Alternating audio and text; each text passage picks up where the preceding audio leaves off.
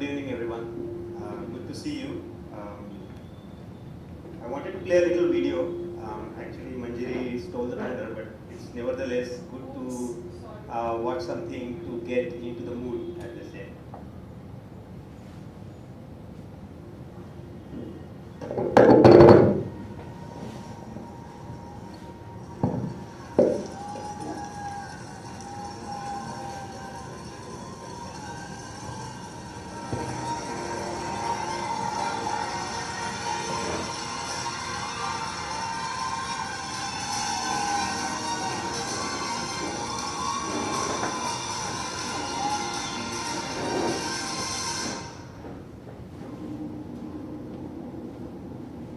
Don't think 13.1 miles per hour sounds all that fast.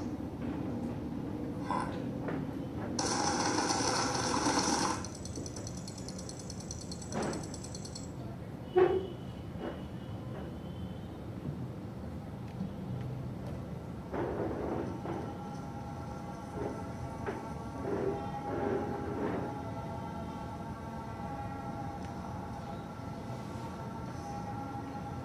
Marathon is life. And life is where we progress.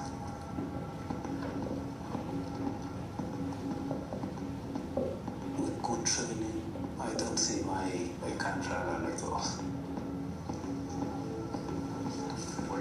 This is the chance. Very nice, Elliot. No human is limited. That's my message. It's not about the legs. It's about the heart and mind. With a strong heart and good mind, you can do it. He's sort of like a chess grandmaster or some kind of Zen guy, you know. He's very chill and he goes out and he gets the job done. If you don't rule your mind, it can rule you. In this journey, I want you to the person close the line and run under 2 hours. There's only one winner. That's obvious. All right. So I hope that was a good intro and getting into the mood.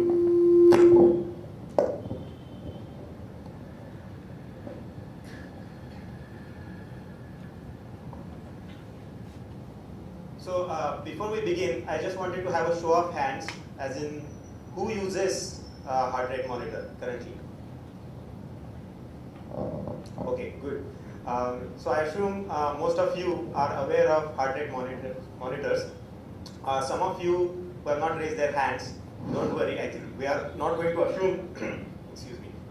We are not going to assume anything. Some of you would have this as a revision. Nevertheless, I think it's good to cover the basics, and you would see why. So we saw this video. I just wanted to pick this frame. Notice anything here? Yeah, so that's the heart rate chest strap, right? So even at the elite level, people are trying to use the technology and science to push the limits of the human heart. So that's the message, and so that's why this line, it's anonymous, you will find it on many forums, that heart rates are like salaries, it's best not to discuss them. Then why are we here to discuss heart rates? We are not discussing our heart rates, we are going to discuss a heart rate, which is individual heart rate. So this is the rough agenda, if you will. By the way, before I begin, I just wanted to make sure that this is a lot of presentation. So if you think this is overwhelming you, I have a logical stop, probably after midway, where the beginners or who are new to heart rate training can probably take a break. So we are going to have a bio break after an hour or so. And the rest of the talk is actually going into the maybe people who are already using HRMs, etc., would find it really interesting. I'm sure there are a couple of things there which probably you have not heard of or discussed, because I have personally many books. I have not seen that being discussed in those books as well. So physiological basis of heart rate training using heart rate. Again, all these W's, why, when, what, why, how. And then choosing, we'll go briefly over choosing. It's practically impossible to cover all the heart rate monitors. As you might be aware that there are tons of brands, but we'll stick to the leaders in the market. and effective usage, how you would use it, more importantly, how you going to use it when you are not training. And please hold on to your questions. I appreciate all your questions, but please hold on to your questions if you can, because there's a lot of material to go through. Any questions before we begin? Okay. So there are some terms, acronyms if you will. These are widely used and you will come across them often.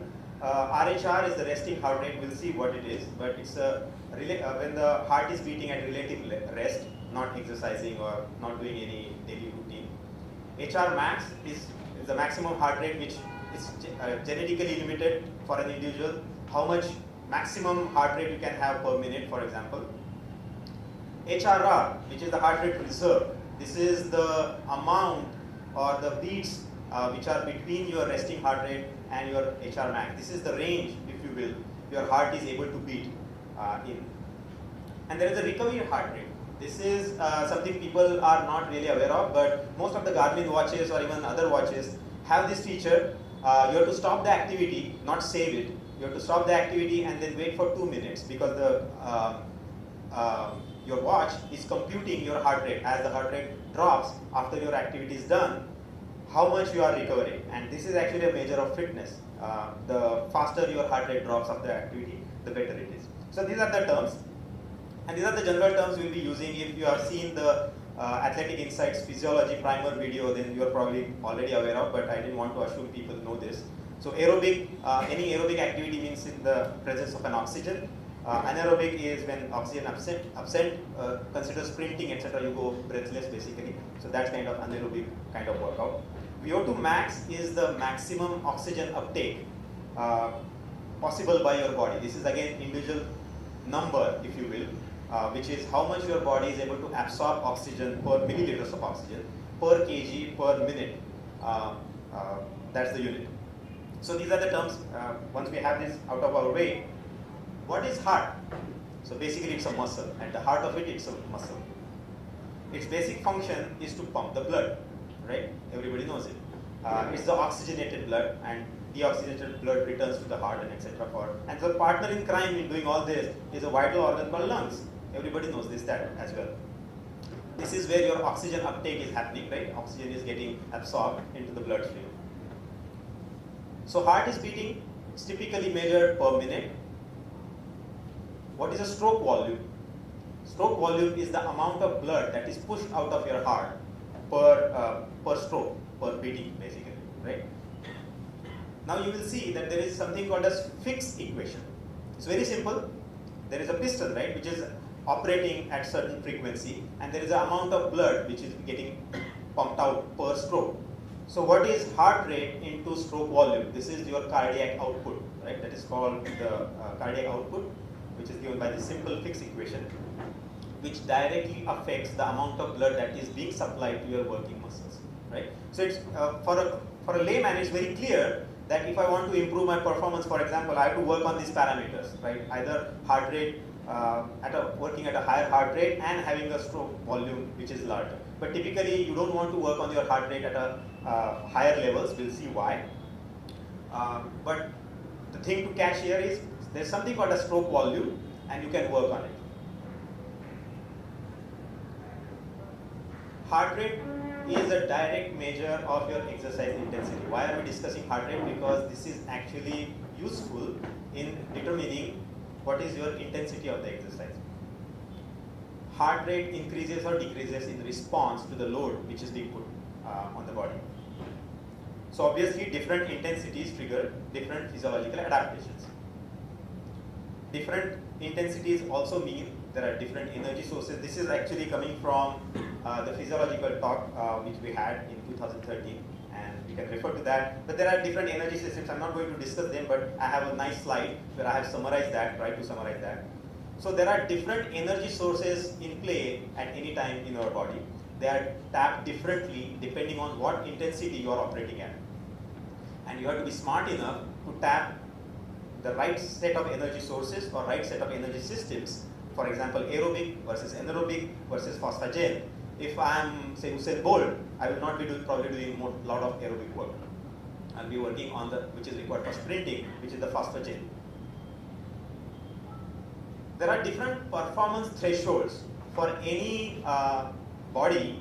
There are different parameters or levels at which your body sort of is limited by either your training volume, or by genetics. So some of the parameters here are what is your aerobic threshold, right? So after certain beats per minute, your heart is actually not working aerobically. You are gasping for more air. Lactate threshold, I think I'm not going to discuss that, but there is a tipping point, and I think we have a slide later. There is a tipping point when you are exercising where your lactate in your blood starts accumulating, and at a certain point, even if you decrease the intensity of your exercise, the blood lactate levels keeps on rising. That is your inflection point. So think about it. If you go out too fast in any of the events, in swim or in run or bike, etc., and if you have crossed this lactate threshold, the damage is already done. So you have to be cautious about where your lactate threshold point is in terms of your heart rate, and not cross it if you are monitoring it. So just having a heart rate monitor doesn't give you anything. You have to know these parameters, or you have to work on these parameters, and you can actually alter these parameters while you are exercising. So it's very clear, as I have been speaking, that listening to your body, as we say, keep listening to your body, because people get injured, overtrained, and etc. whatnot. So listening to your body, the first step is actually heart is telling you something. Even if you are exercising or if you are not exercising, heart is actually telling you something, and this is the first step in listening to your heart or listening to your body. Monitoring and controlling the heart rate or intensity will give you, as we have been saying, that different physiological adaptations, will see what they are, and it enables you to work on your weaknesses. For example, people start operating saying, I want to run 2-hour half marathon or something like that, and they just start working on some other parameters which are like pace based, but their aerobic fitness is so poor that they are not able to handle the paces, right? So work on the weaknesses, and you can identify that by knowing how your pace is correlating with your heart rate, and we'll see that as well. So in summary, it actually helps in improving your overall performance, athletic performance. So as I said, typical questions: so what is it? Why is it useful? When should you take it? How do you plan it? Monitor it? Importantly, what are the advantages you should be aware, and what are the limitations you can, and how you can work around those limitations if they are. So some of the these are the terms which actually people use very casually without actually knowing what their meaning is. So what is the endurance activity, or what is an endurance event? So endurance in physiological terms is actually going from point A to B, no matter how slow, right? We just have to reach from A to B. Are you capable of doing that, right? That is endurance zone, right? That has nothing to do with how fast or slow, etc. you are. So basically, people jogging, right? Use that word jogging, or doing activity, walking, fast walking, brisk walking, etc. They're trying to be healthy, so as to speak. It's also called sometimes conditioning. I'm conditioning my body if I'm coming from a layoff or whatever, off season, etc. So this is the zone which is actually very low intensity zone, called the endurance zone. The next up is what is your stamina. People use this term actually most of the times. Stamina kami pordo at times. What does it actually mean? Actually, without slowing down, can you hold that pace? Now here, actually, your ability to hold the pace or hold the intensity at which you are working comes into picture. So there is a certain zone of heart rate where you can work on these parameters so that you can hold that pace for a longer distance or for a longer time. And obviously your systems, cardiovascular and respiratory systems, are getting taxed and getting adapted. The third one is economy. People don't know about this actually. Frankly speaking, people just know about stamina. They don't know about economy. There is something called as economy. And economy is actually a single factor which determines your performance. So those 3 athletes you saw running in Nike's breaking 2-hour project, Kipchoge was having the highest economy. He was so compact. He was wasting no energy, right? While others were, you could see that they were wasting kind of energy. So there are terms, and we'll see what the running economy is later in the presentation. But ability to keep running at your threshold pace or race pace, and using the least amount of oxygen or least amount of fuel what you have, right? This will tell you how economical a runner or an athlete you are. And there are certain, and this is actually something called, you will find this in literature all over the place. This is the holy grail, or all the physiological scientists or data scientists are working on. How to break this, how to find what parameters are actually you can tweak to improve your running economy. Speed, as I said, Usain Bolt, basically top speed which you can hold for a shorter distance. Completely different ball game. You need muscular power because the phosphagen energy system is being used. High level of lactate tolerance is required as well. So these 4 zones, right, we talked about, I'll repeat again: endurance, stamina, economy, and speed. There are different zones. Typically, people tend to work in one of the dead zones, and they don't even know where the zones are, and they typically run at the pace which they are happy with, and they are actually getting no benefits. It helps to identify what zone you are in or should be. So this is the slide which I was talking about. This is a summary of some of the slides from that physiology talk. We talked about HR max. So this is indicating what your heart rate max is. This is 60% of your HR max, 75%, 85%, 95%. This is, we talked about this zone: endurance, stamina, economy, speed. What dominant energy systems? We talked about the energy sources and the energy systems which are at play when you are operating in these kind of zones. So in the endurance zone, you are simply aerobic. So dominant energy system is aerobic. Similarly, for the stamina also is aerobic glycolysis, but it's still dominantly again aerobic. In the economy zone, it changes. So this is where the lactate threshold point is, where you change, your body is subject to flooding of lactate in your blood, and body is trying to recycle. Lactate is not bad. Lactate is required for energy production. Lactic acid, which is a byproduct of lactate, is bad, and it actually slows you down. Mitochondria shuts down, etc., etc. But that is the anaerobic glycolysis. You are operating in a less amount of oxygen because you are running too fast or operating too fast. And this is the anaerobic speed. This is the sprinting. What are the energy sources used here?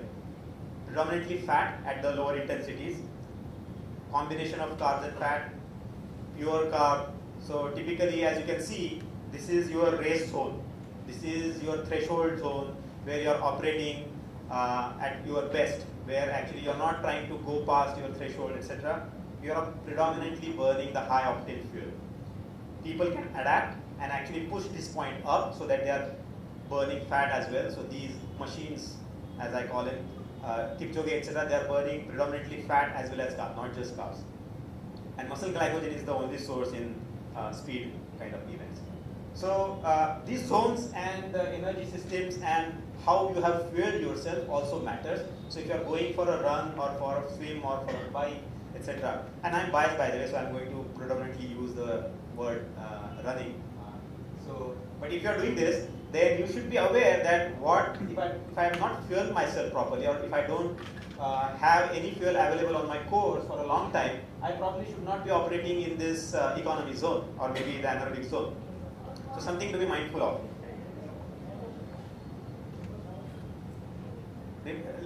Notice I talked about this HR max and a percentage of HR max, but for calculating the zones, yes. Here, why carbs and muscle glycogen are separate? Why Sorry? muscle glycogen would contribute to carbs? The predominant, the dominant energy system we are talking about, which takes the highest precedence. But the glycogen would convert into carbs only when you run at highest speed. Yes, so ATP-PC is the energy system which taps the muscle glycogen. That we are saying the same thing, right? Although the various zones are computed or shown here in terms of HR max percentage, you have to take into your consideration your resting heart rate as well, and we'll see why, because this is your operating margin as we talked about, right? So we'll see that in more details. Why do we want to do HR training? So I talked about it briefly. So what typical scenarios you see people in, or you find yourself in, right? So basically turning an easy run into a hard workout, typical problem of any of the athletes, A type of personalities as well, that they don't want to run easy. They just want to make sure that the pace is hit. I want to run with a faster pace and etc. what happens is you then fail to run the hard runs hard because you have taxed your system so much, so you are not observing what your next workout is going to be, and then you fail to execute that workout as well. Second scenario, a workout goes bad and you compensate or try to compensate it with a even harder workout. And I think we talked about it in one of the earlier talks, I think thinking long to run long, the kind of super compensation curve and etc. which we are going to touch upon later as well. But you cannot do this. If the workout is going bad, actually you should abort and not do anything about it because you have taxed your system, probably your body is not ready to handle it, and body is telling you something. Listen to your body, right? That's the heart rate and the heart rate data which you will collect in this scenario will be useful to you. Scenario number 3, too much of racing back to back. I give this analogy all the time saying you cannot be on the Everest for more than maybe 15 minutes, I don't know, right? You cannot stay there for hours together. So you cannot hit your peak performance now and then, again and again. People are not aware of this or they don't care, and then they have this vicious cycle of hitting or going into a downward spiral where their performance is actually going down, and they try to work harder because their performance is going down, and they actually find themselves getting even poorer. So something to watch out for. Not enough recovery. As I said, I think I mentioned a couple of slides ago, always working in a dead zone without knowing that am I taxing my system too much or too less, is it getting me any benefit. So these are the 4 scenarios typically people find themselves in, and that's why it's important to be a mindful runner. You have these gadgets these days. It was not possible some 20-30 years ago. Only Olympians kind of used to have this access to such gadgets, but make the most of it, use of it if you can. So what does HR monitoring? It's not HR watching. You just don't watch the HR, you're monitoring it. So better execution of your workouts, obviously. So if you have planned your workout for a target energy system, one of those 4 zones, and if in the literature you will find lots of zones. Say for example, if you pick Joe Frill's book on triathlon, you might find many zones. Even on Strava, you will find 5A, 4A, 4B, etc. kind of zone. I would say cut the crap. Just keep it 4 simple zones, what we talked about, and you can see that you can actually get more benefit by not slicing it too much, right? You have these zones well chalked out and give some obviously slack, but target the appropriate energy system for your workout. So whenever you're going for any run or swim or bike, know what you are getting the benefit of. So physiological adaptations, for example, this leg coming back from an injury, for example, right? You cannot hit your paces exactly, right? What you were doing in the earlier season. You have to adapt slowly. So probably endurance is the zone in which you should operate. And heart rate monitor is your only choice which will tell you if you are exceeding the intensity. So maximum returns from the workout doesn't matter that you did a slow run or a slow bike. If it is actually working on your aerobic fitness, that's what you want.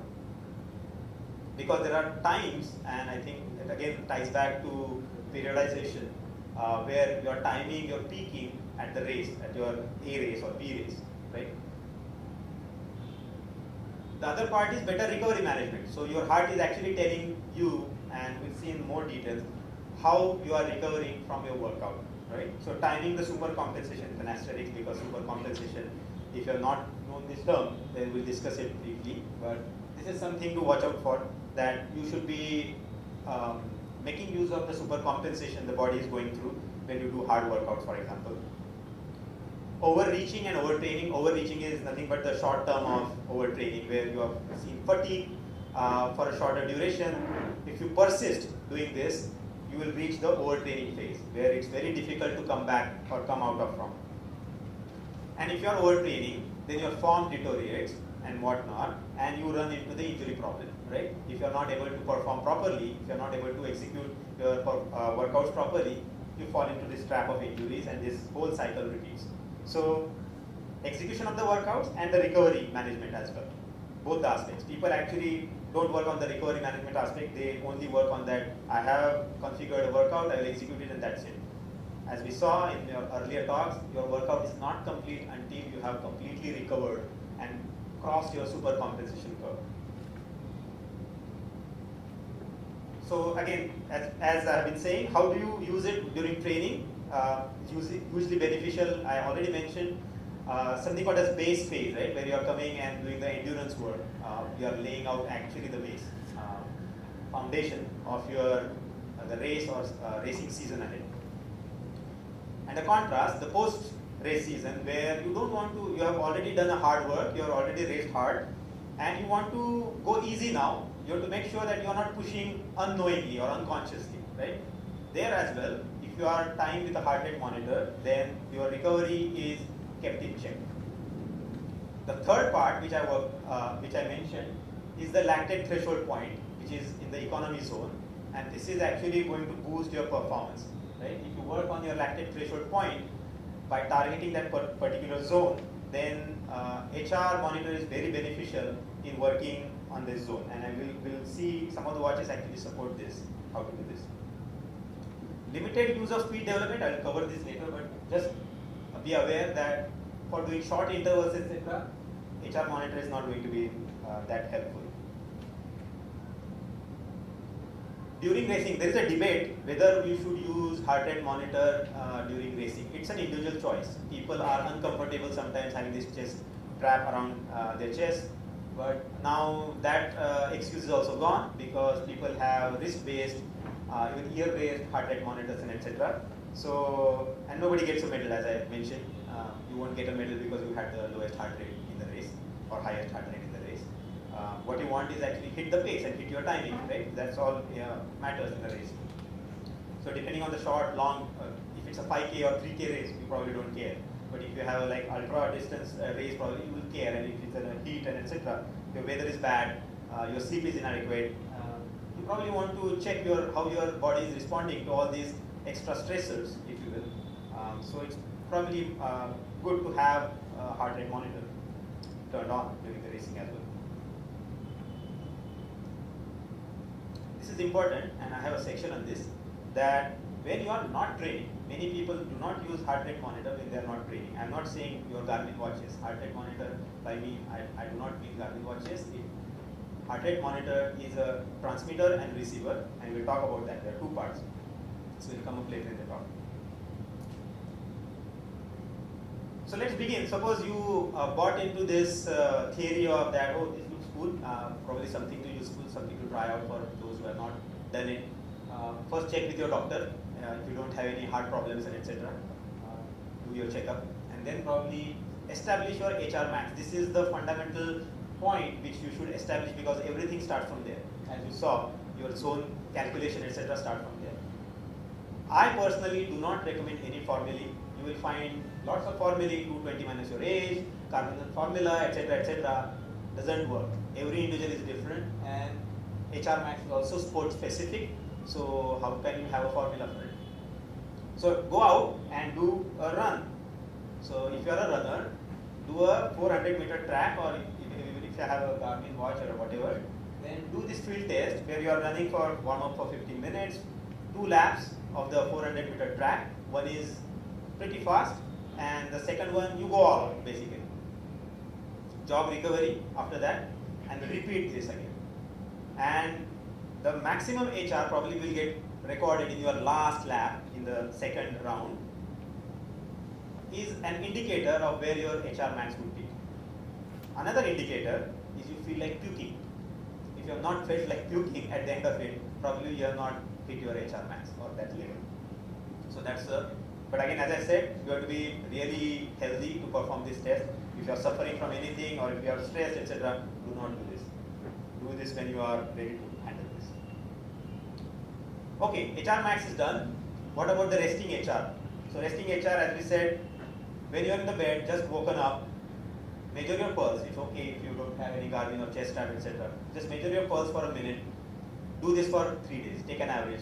It's probably an indicator of where your resting heart rate is, right? Could be in 50s, could be in 60s, right?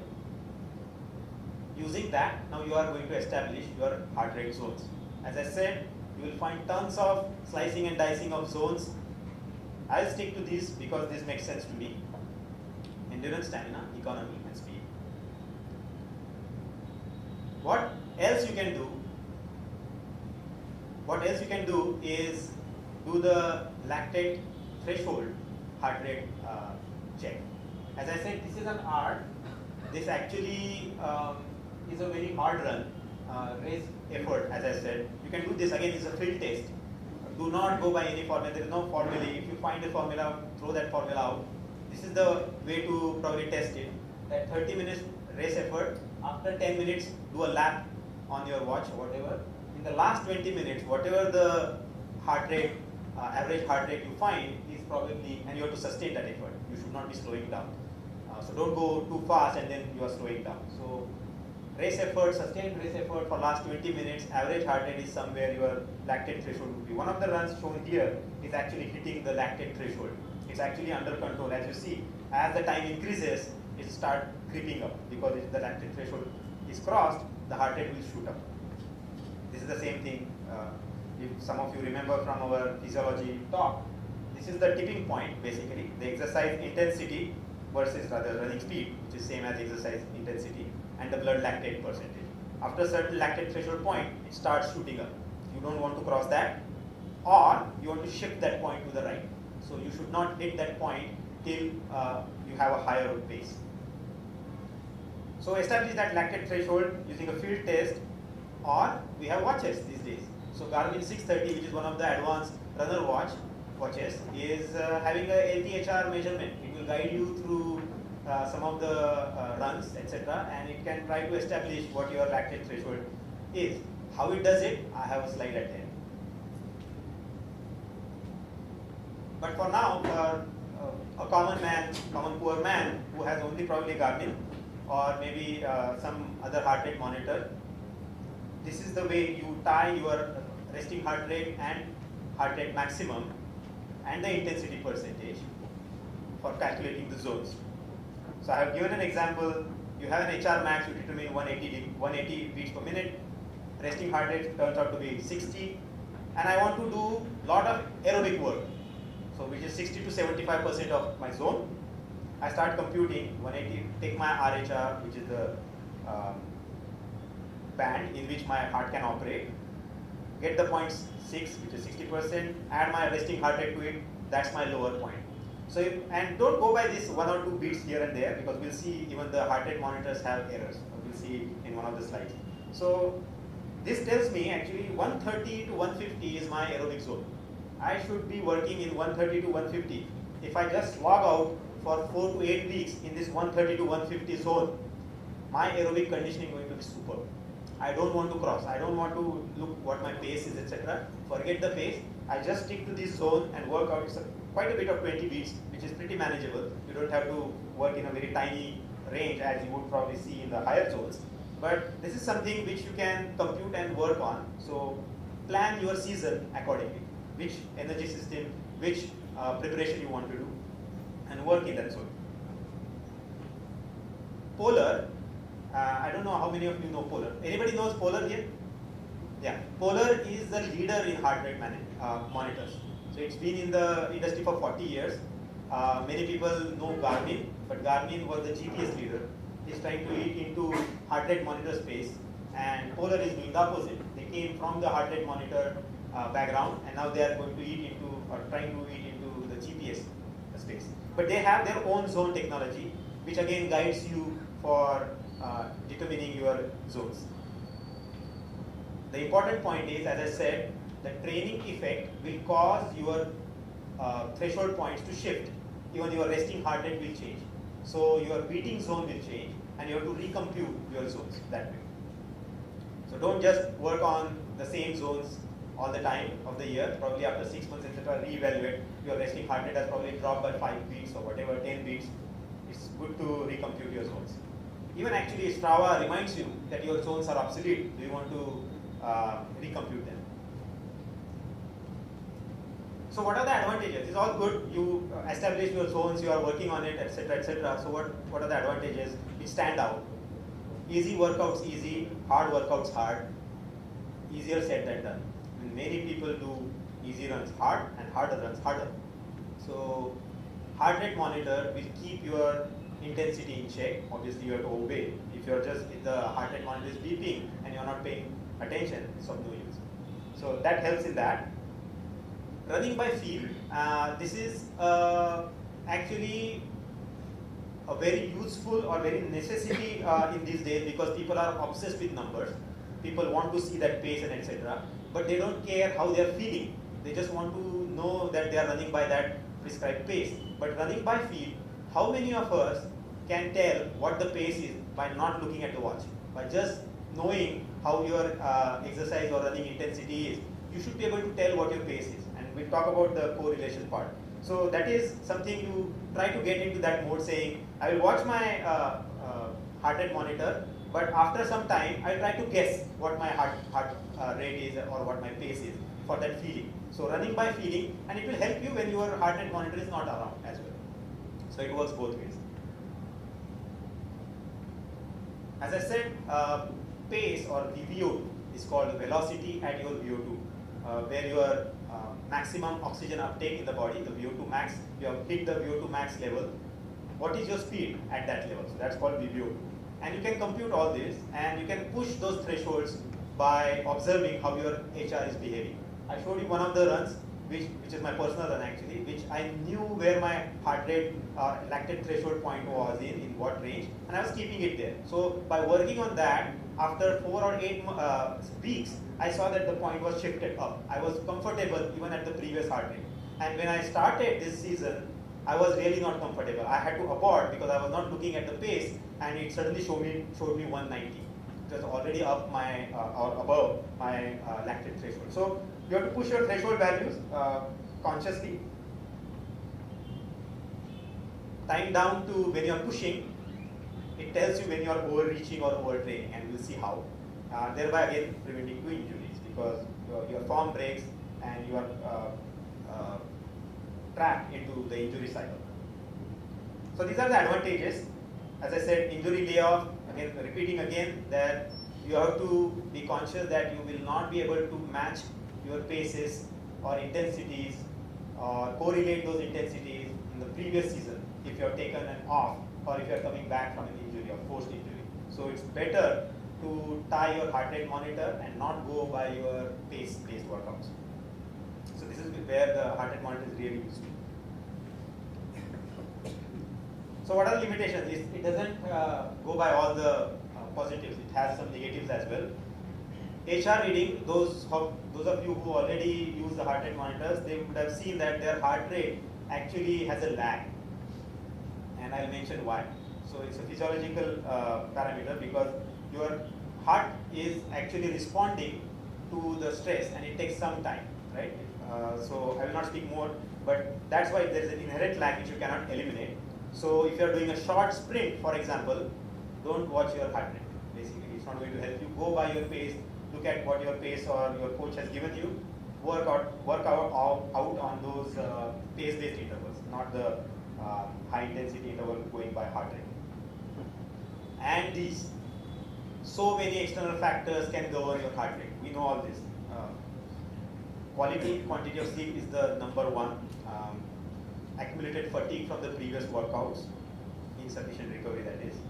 General stress, ambient conditions, hydration level, HR creep, or it's called the cardiac drift. As you have seen, your heart rate actually keeps on increasing as you progress in the workout. Even if you're not stressing your system, heart rate keeps on increasing. That's called HR creep or cardiac drift. And obviously the training volume. If you don't have sufficient training volume, then also it's going to affect your heart rate. Specific about the cardiac drift, it's a good measure of your aerobic conditioning. If you start a workout and if your heart rate is shooting up immediately or it's drifting, it's a sign of the lack of conditioning. You need more aerobic work, more in the endurance zone. It also occurs in electrolyte and glucose imbalances, etc. as well. And it would be a limiting factor, as I'm saying, for a longer duration, right? So because you cannot then go by simply by a heart rate value if it's in the longer duration, your hydration is not going to be sufficient, for example, or the heat is going to grow up in the later part of the day, etc., etc. So then you can use other measures like power meters are there now for your running measurements and etc. But don't rely completely. I think there is a literature. In the literature, you will find that there is a 5 to 15% increase in the cardiac output, or rather drift, rather in the beats per minute over an hour. So be mindful of the fact that you should not be surprised that your heart rate is going up even if you are not stressing your system. This is because it has to. And your blood plasma level is also going down. You are sweating, so the heart has to pump more because the volume it has to pump out has reduced, so it has to pump more. So can I purely train by HR? Yes and no, probably. I don't know if this is visible, and probably these slides will be shared later. I don't read too much into it, but these are specifically a traditional workout zone, simplistic model for any newcomer, any heart rate monitor newbie. That there is a Cooper test. People have heard of probably Cooper test. If not, just Google it. It's a 12-minute test. It will classify you into how you are, basically level 1, level 2, level 3 kind of athlete. And depending on that, it will identify that you have this aerobic weakness. If you are a level 1 athlete, then you have to probably spend 12 to 20 weeks in the endurance zone, and then move on to the stamina, economy, and speed zone before hitting or targeting your race. For level 2 and level 3 athletes, less of a endurance work. You have, say, multi-year of experience. Probably you are not going to get too much of benefit by working in the aerobic zone a lot. You already have a high aerobic base. Then the duration which you will spend in the endurance zone will be shorter, relatively shorter. Right? So it's good for beginners as a benchmark. Let's get into the choosing an HRM. So we have seen how it is useful, what are the limitations, how it should be used, what are my zones. I did all that. How do I actually do it? Right? So there are so many choices. These days we are spoiled for choices. I remember in 2006 I had a polar heart rate monitor only. It didn't have any GPS. I think Garmin was not even out by there with their watches. It didn't have anything, nothing fancy, and it used to transmit the data using sound. It used to make sound. These days we have Wi-Fi, Bluetooth, and etc. etc. It was very so we have come a long way, and things are changing as we're speaking, right? So how do we choose a HRM? Is, as I said, practically impossible to cover everything. People will start asking questions about what are the activity monitors and etc. We'll talk about some serious stuff here, like stick with the leaders, what they are doing. Many people here, I know, will have these watches. But let's see the basics, right? People probably don't know even the basics, and sometimes just buy something because somebody else has bought it. So how do you choose an HRM? What is the methodology in which it's going to measure your heart rate? There are two predominantly used: ECG, electrocardiogram, or EKG, and PTG, which is called photoplathysmography. It's the your blood flow. It's detecting your blood flow by through the light. It throws the light on your skin, and it's going to detect your blood flow and then determine. So chest strap, everybody probably knows here who have used it. Polar, Wahoo, Garmin, they have their own variety of chest straps. You will find Garmin has 2-3 versions. Polar has 2-3 versions. And then you have forearm-based Mayo. From Mayo, you will have forearm-based HR sensors, which are PPG-based. You have the wrist-based in the new watches of Garmin, etc. And you have even the ear-based sensors. Accuracy is of paramount importance, but if you don't care too much of accuracy, then that's fine. These your PPG-based or wrist-based will also do. But know that the chest strap is the next best thing than an ECG electrodes being stuck to your chest, right? So it's the most accurate. Your watch or your HRM should have an ability to record or display. Many people are not aware that sometimes this feature is lacking. It can only display, but it cannot record, or vice versa. So make sure it can record and display your current HR, your average HR, your average HR in a lab. All those modes people might be familiar with who have used Garmin watches. And it's also important that to know the max HR recorded in your workout. If it's not, then we have offline data as well. Now these watches support offloading the data or uploading the data to a software and software can detect what your max HR was, so that you will analyze if you crossed your limits. And recovery HR. Some of the old watches didn't have this, but I mentioned this, and some people don't know this, that after stopping your activity, not saving, some of the watches actually monitor your heart rate, still monitoring your heart rate even if you have stopped the activity, and will tell you what your recovery heart rate was. So they will tell you that 60 beats per minute. That means you were at 180 when you stopped, and now you have reached to 120. So it will give you that you dropped 60 beats in 2 minutes. Next time if you drop 40 beats, then you will know that your recovery is not that fast. Some watches may not have this feature.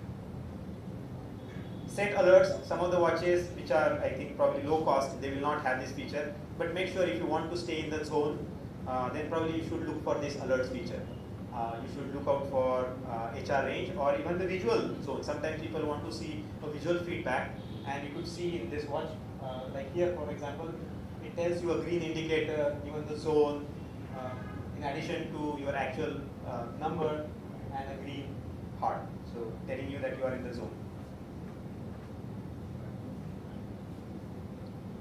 Data transfer, again many people are not aware of, there are multiple things here. Data transfer are from 2 points. One is from your HR strap or whoever is measuring your HR to the receiver. As I said, there are 2 things. Bluetooth Smart or BLE, Bluetooth low energy, is different than Bluetooth, by the way. It's a different spec. And ANT Plus. So ANT Plus people probably know because Garmin standardized on ANT Plus. So this is how your data gets wirelessly transmitted from your transmitter, which is your HR strap, or could be your TPG, Mayo band, to your receiver, which could be your watch, which could be your phone. Even phone can receive your Bluetooth or ANT Plus. And the saved activity, once you have the saved activity on your device or your phone, how do you transfer out to, say, a Garmin Connect or a Strava or other website where you can slice and dice and analyze your activity. So it's using your USB, again ANT Plus, or Bluetooth, or Wi-Fi. Even 900 series of Garmin has direct Wi-Fi connectivity. So 2 modes here. And as I said, Garmin exclusively supported ANT Plus, but with Phoenix 5 watch, they have started opening this protocol. So they are actually now adopting Bluetooth Smart as well. So you will see that moving forward, Garmin will start supporting your Bluetooth Smart devices. I mentioned this slide that how your HR monitors are not that accurate, so you shouldn't be worrying about 1, 2 or 3 beats per minute here and there, because these watches are actually showing some variance here. If you look at this, I picked this data from Tom's guide, but you can see that barring Polar H7, most of the watches have at least 2 to 3 beats off from a standard EKG machine in different type of activities. Just an indicator that not to worry too much about how accurate your watch is.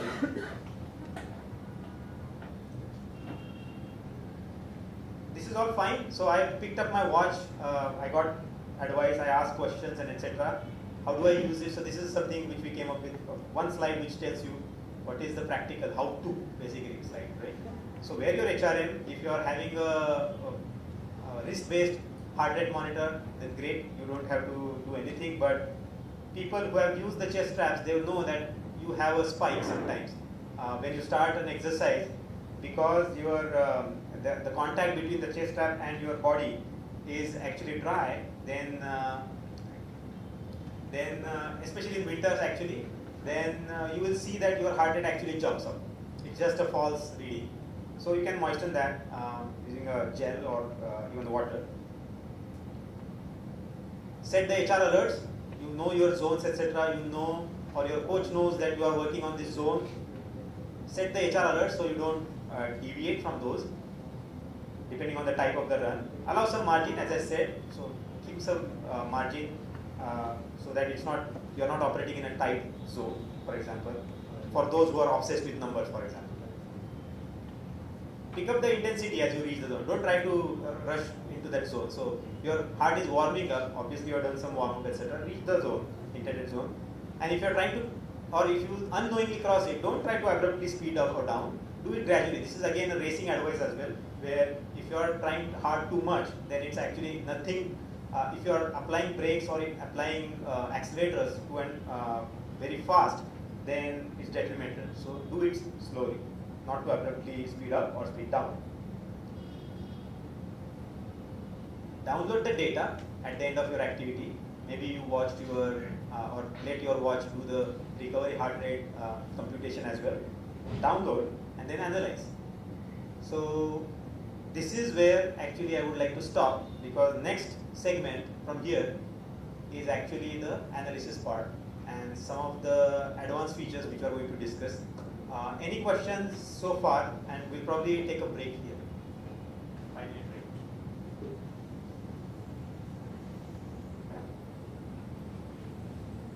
I have one question. Yes.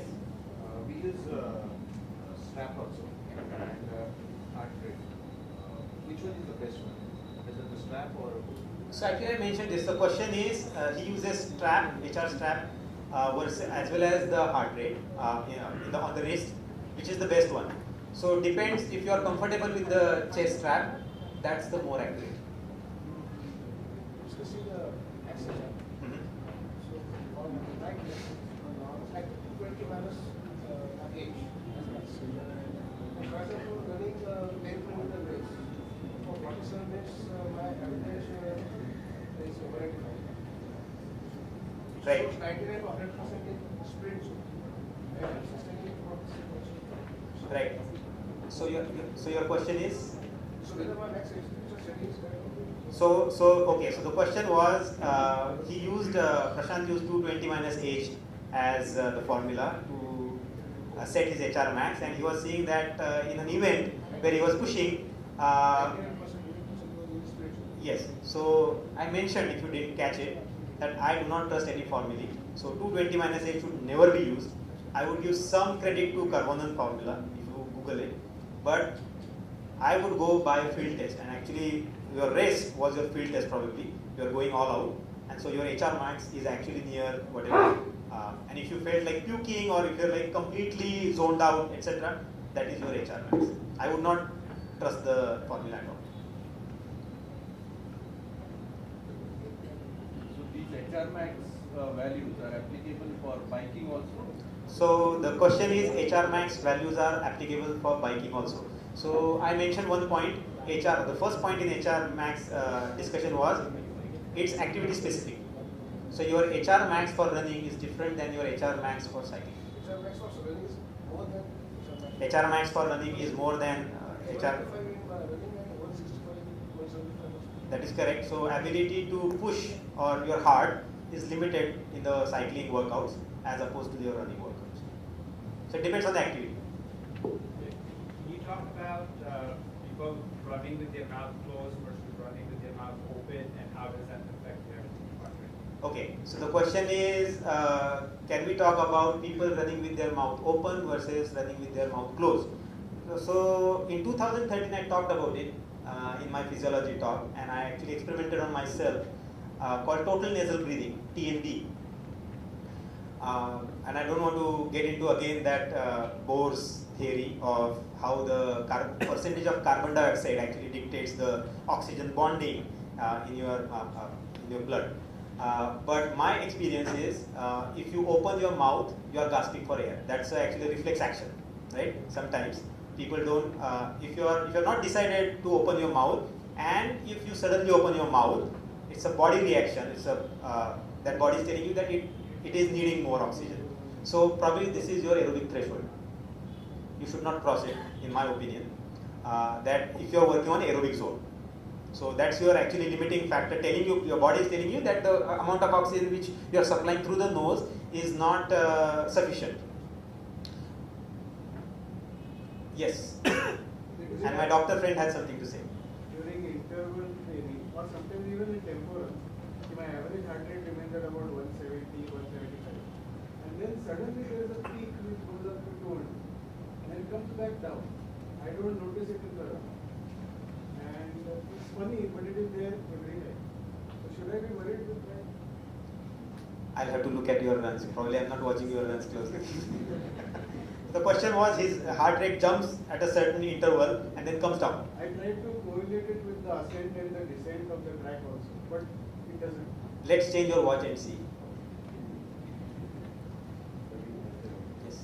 While running, suppose I'm going to take within 4 kilometers, I reach the heart rate max, and then my entire workout is at 6 kilometers is at peak heart rate. Because most of the time we saw that within No, no. 4 kilometers only we reach the max. Okay, the question is, he reaches his HR max in 4 kilometers during a 10 kilometer run, whether we should continue during doing the 4 to 6. So I think it's wrong, in the sense it's not your HR max. You will not sustain HR max even for a couple of minutes, right? So it's a very intense kind of puking, and you will stop and probably puke there and there itself. Probably you have crossed whatever is your threshold, lactate threshold points, probably, where it starts burning sensation and etc. Do you slow down? Do you feel like slowing down? That's your lactate threshold. So probably you should identify the point or a pace or a heart rate where this occurs and try to keep just below. Because after the when I save the activity, it shows 46 minutes peak and 10 minutes cardio. So heart rate. 46-minute peak. 10 minutes cardio and then again 5 minutes fat burn. So just an example like so. But that depends on your zone, how you are computed. It's all depending on your zone. If your zones are inaccurate, as I said, your probably HR max is not accurate. So, once you have identified the lactate threshold or your aerobic threshold heart rate, how do you keep it maintained over a period of 15-20 kilometers? Because assuming that say 6 minutes per kilometer is your max, and you should not be going faster than 6 minutes per kilometer. Now, assuming that HR rate that we are talking is say 160 at 6 minutes per kilometer, and you are below 160, so you're good.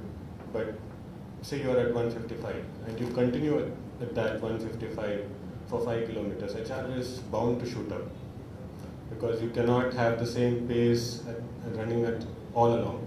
HR will shoot up. Now, do you say that we should reduce the pace? Say we are at 6 minutes, so we have to reduce at 6:10 to keep it below 155, and keep reducing it because the terrain will change. You will be now climbing say 5-10 kilometers. So that point comes when you have to slow down and probably even stop and start walking to keep that HR down. Right. That's a good point. I think I'll repeat the question because the first part is missed. If you are working on a longish workout, as you're saying, right, and in a tight or rather aerobic zone, let's take that, right, and you know your pace for that aerobic zone, and what happens now, your cardiac drift is accumulating, right? You are seeing the HR creep coming into picture, whether you should slow down or do what you should do. First of all, it depends on what you are targeting. If it's your endurance zone activity, I would say keep within the zone, right? I talked about 5 to 15% allowance. You should expect that your heart rate will shoot from 160 if it was your cap, right? Assume that it's allowed to go after an hour or 90 minutes to 160 plus 15%. So you have that allowance, so don't worry about that, right? And if you are hydrating enough, then I think it should be in check. But if your hydration is a problem, then as I said, your blood plasma volume is reducing, you will see more and more heart rate creeping up. So it depends on what type of run is. If it's like a marathon preparation run, which goes for 2 and 3 hours probably, then you have to work on your hydration part more probably, and account for this 5 to 15% creep. So it cannot be a tight zone in that case. And again, running by feel will come into picture there, right? Running by feel, even if your heart is beating, you're not probably, it's beating for a different reason. How does the body fat impact the heart rate? How does the body fat impact the heart rate? I didn't get the question. It's like suppose you're too fat. So does your heart rate affect because of your fat? Like should like it's slow. Like if I'm doing an ascent, I can't breathe. Like some kind of thing. Yeah. It's your weight, I would say. Yeah, if you're overweight, Yeah. then you are taxing your heart. It's working harder. So You'll have a higher resting heart rate. Even some of the day-to-day activities, you will see your heart rate shooting up. So as I said, even after the activity, your heart rate will not come down. Okay, means basically suppose like I'm doing a 7 kilometers run. for first 2 kilometers it's like I'm pounding and like too much, but after it's like paces down. So like it's how to control that first 2 kilometers like to that point. You need a warm up. So that's your warm up actually. So what you have done is a warm up to condition the body, Okay. because it takes 25 minutes for the fat to mobilize and come into the bloodstream. So if your target is to burn fat for this slowish run, for example, Okay. you should do a little warm up for at least, or have this run at least going into the 20-25 minutes, if not less.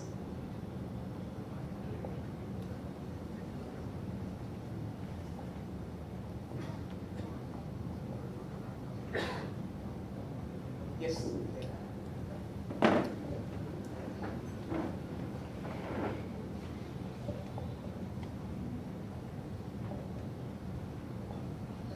Hey, hi, good evening. My question is a little fundamental in terms of, when I meet people who are doing the run, cycle, swim activities. So there are people who will go with the feel and there are people who go with the statistics. So you have all the data in front of you, the VO2 max, the threshold, the max heart rate and all that stuff. And there are some who would say, I go with the feel.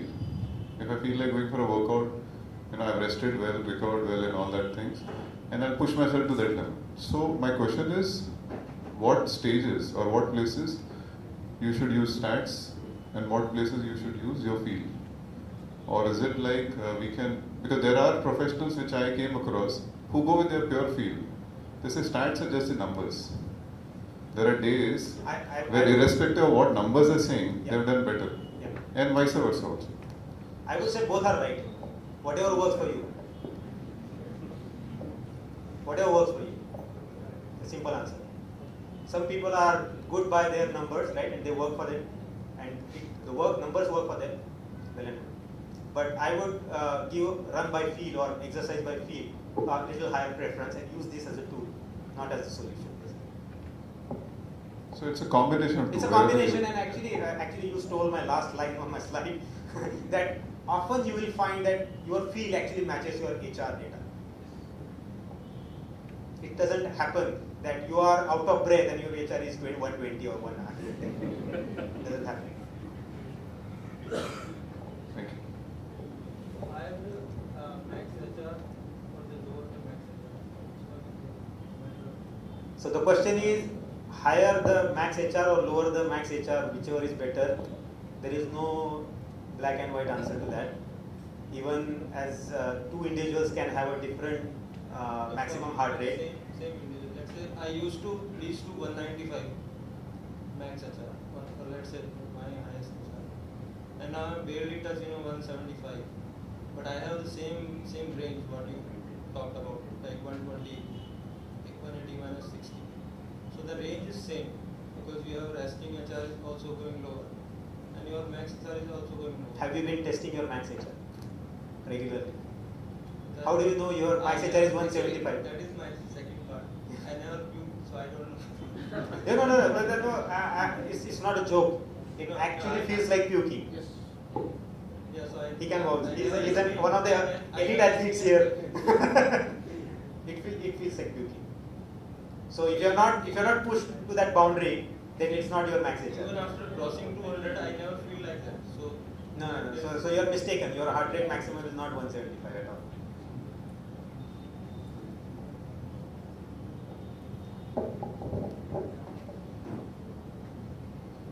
About I knew half of all of the stuff.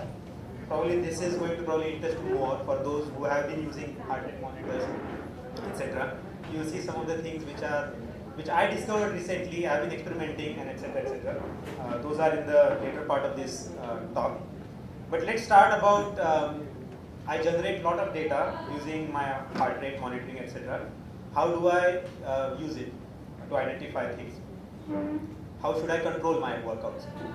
So those who have attended the last Garmin talk which we did, so we had shown some of these graphs used from our own runs, where how an easy run should be, right? So look at the heart rate graph which is in the middle. So heart rate is staying constant, the pace is varying, but the heart rate according to the terrain, obviously below, but the heart rate keeps the same, right? Cadence keep the same, it's very smooth. That's one part.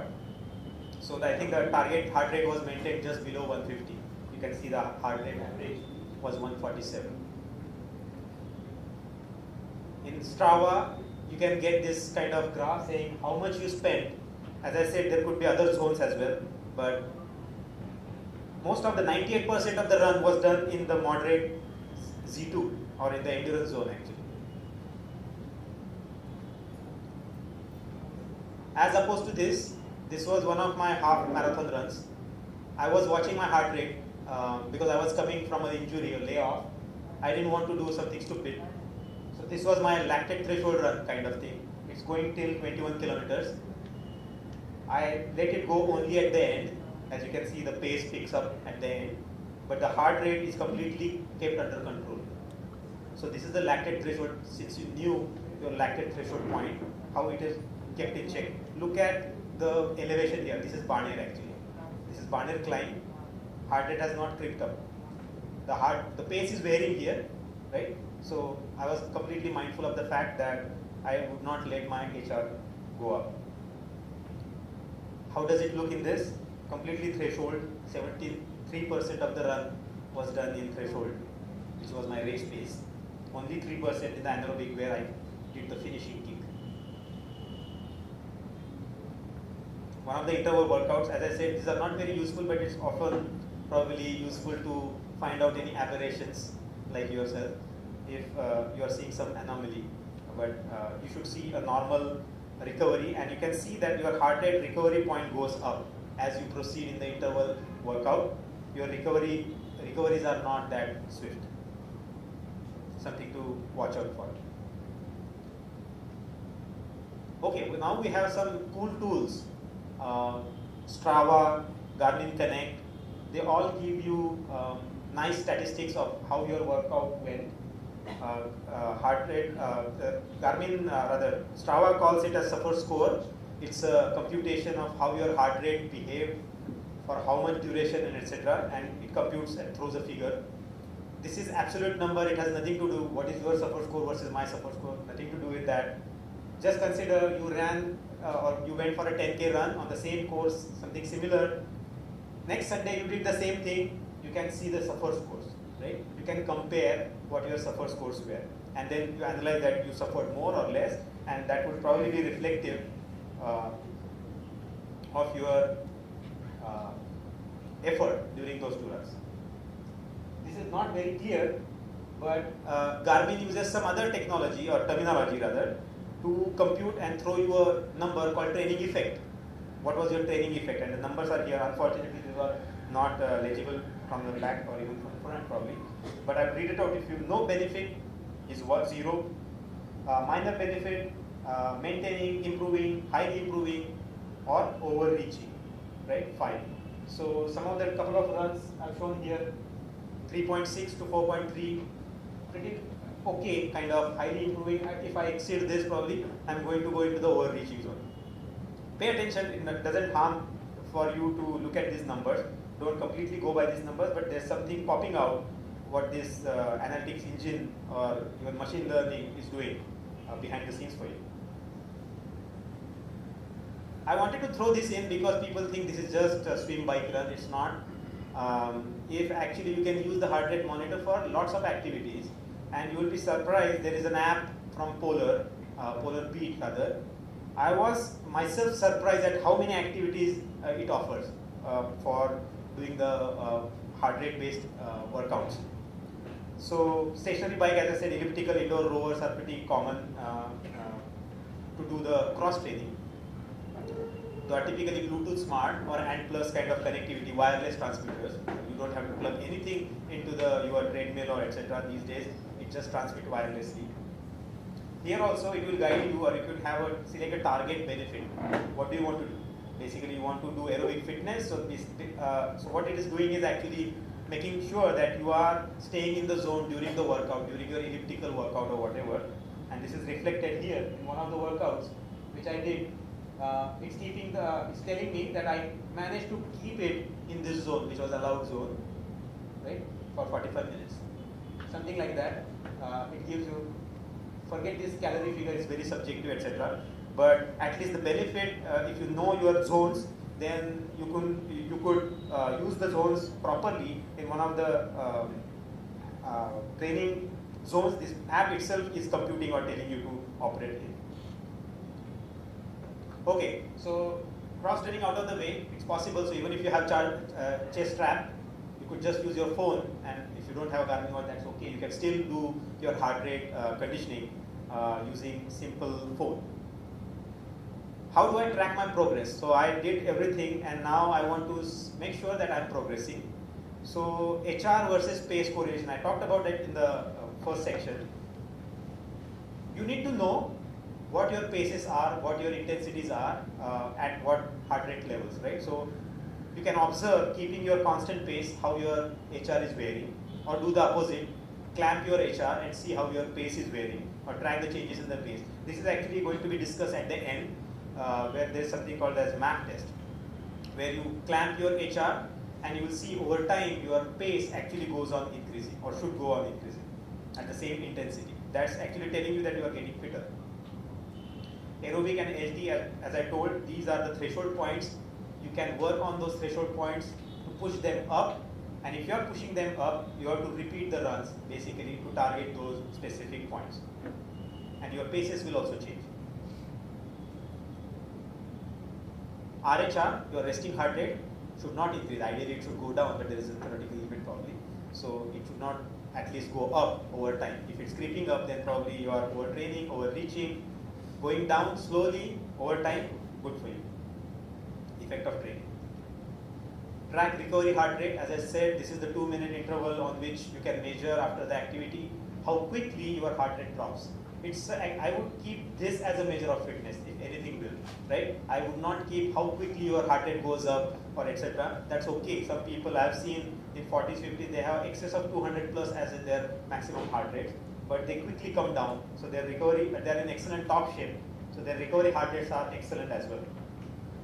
Should not increase over time. Should increase over time rather. So the gap, so from 180 to 140, next time if it's dropping from 180 to 130, it's better. Track suffer score if you are using Strava, for example, and for similar runs the suffer score probably should be less, so that you suffered less, your heart rate probably was lower, should decrease over time. Or for Garmin, look at the training effect. If you are maintaining your aerobic conditioning or doing the highly improving 4+ kind of training effect. Unfortunately, I didn't find Garmin gives you a good report. Running economy, you can track, we'll discuss that. Garmin supports it, I didn't know that a while ago. And running index, which Polar has. Running index is again some Polar specific computation of how your workout went. So it gives you a nice summary of how your, it's not visible, but how your running index is moving. Gives you an indication of how your running performance is over time. It actually calls as a progress chart. Garmin, only thing I could find is probably watch your average heart rate going down or trending up over a period of say 12 months. The reporting model probably needs to be more sophisticated. VO2 max and running economy. Why am I discussing this? Because I think these terms come time and again during the talks. VO2 max, some people think, is the major or single most parameter on which your performance depends. So, and that's partially true.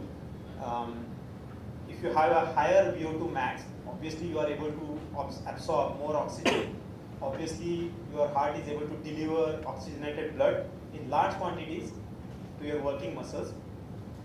But running economy, as I have been mentioning, this is in the recent literature or even the recent research what is going on. You will find people or scientists are trying to work on finding a solution to running economy. How do you improve running economy? And this is the analogy.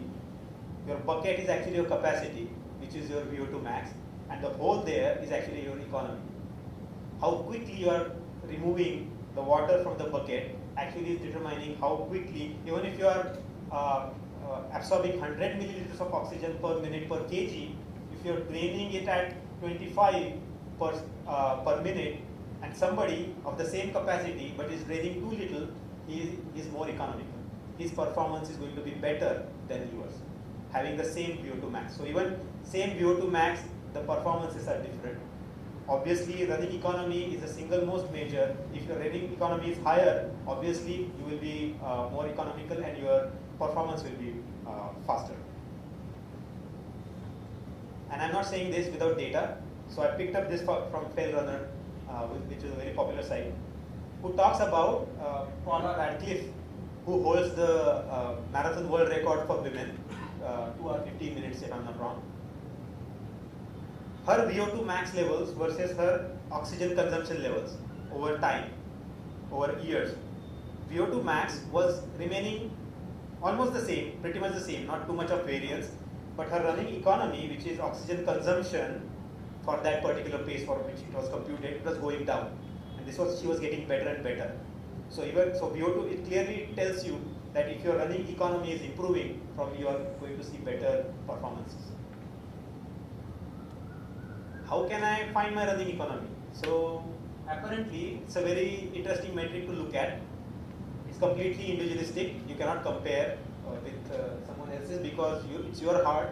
So simple metric you can compute is distance traveled, a specific distance divided by your number of heartbeats. So how much distance you are covering, what is your pace for those many heartbeats. It's a simplistic formula you can use. Or this doesn't take into consideration what is your weight, what is your profile, active profile, etc.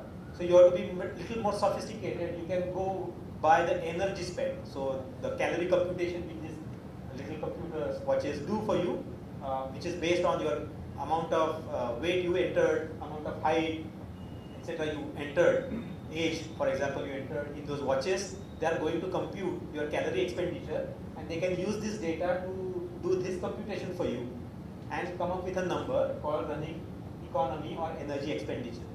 So if you go on Connect IQ, which is Garmin Connect IQ site, and if you have one of these latest or recent watches which are 200 series or 700 or 900 series, you will find that there are some data screens which are available, unfortunately not from Garmin, but they are free, and you can see that you can actually start seeing a number.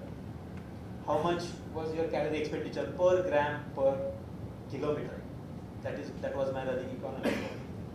So as I said, there is one field which can give you heartbeats related data, and there is another field from the same author actually can give you the energy spent versus energy expenditure.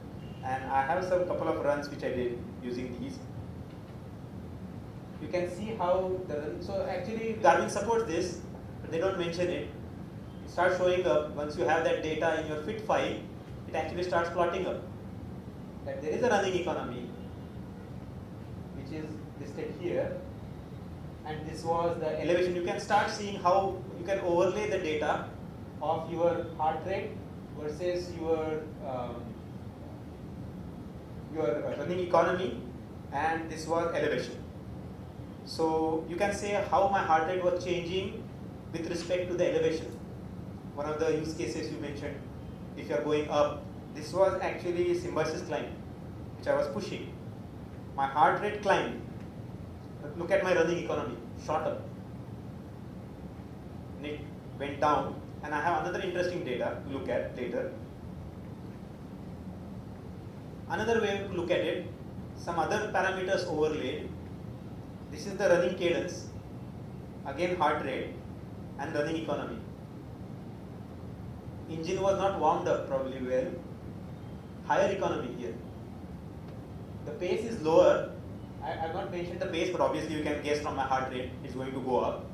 The pace was maintained because the heart rate was in check. Even the cadence is not changing.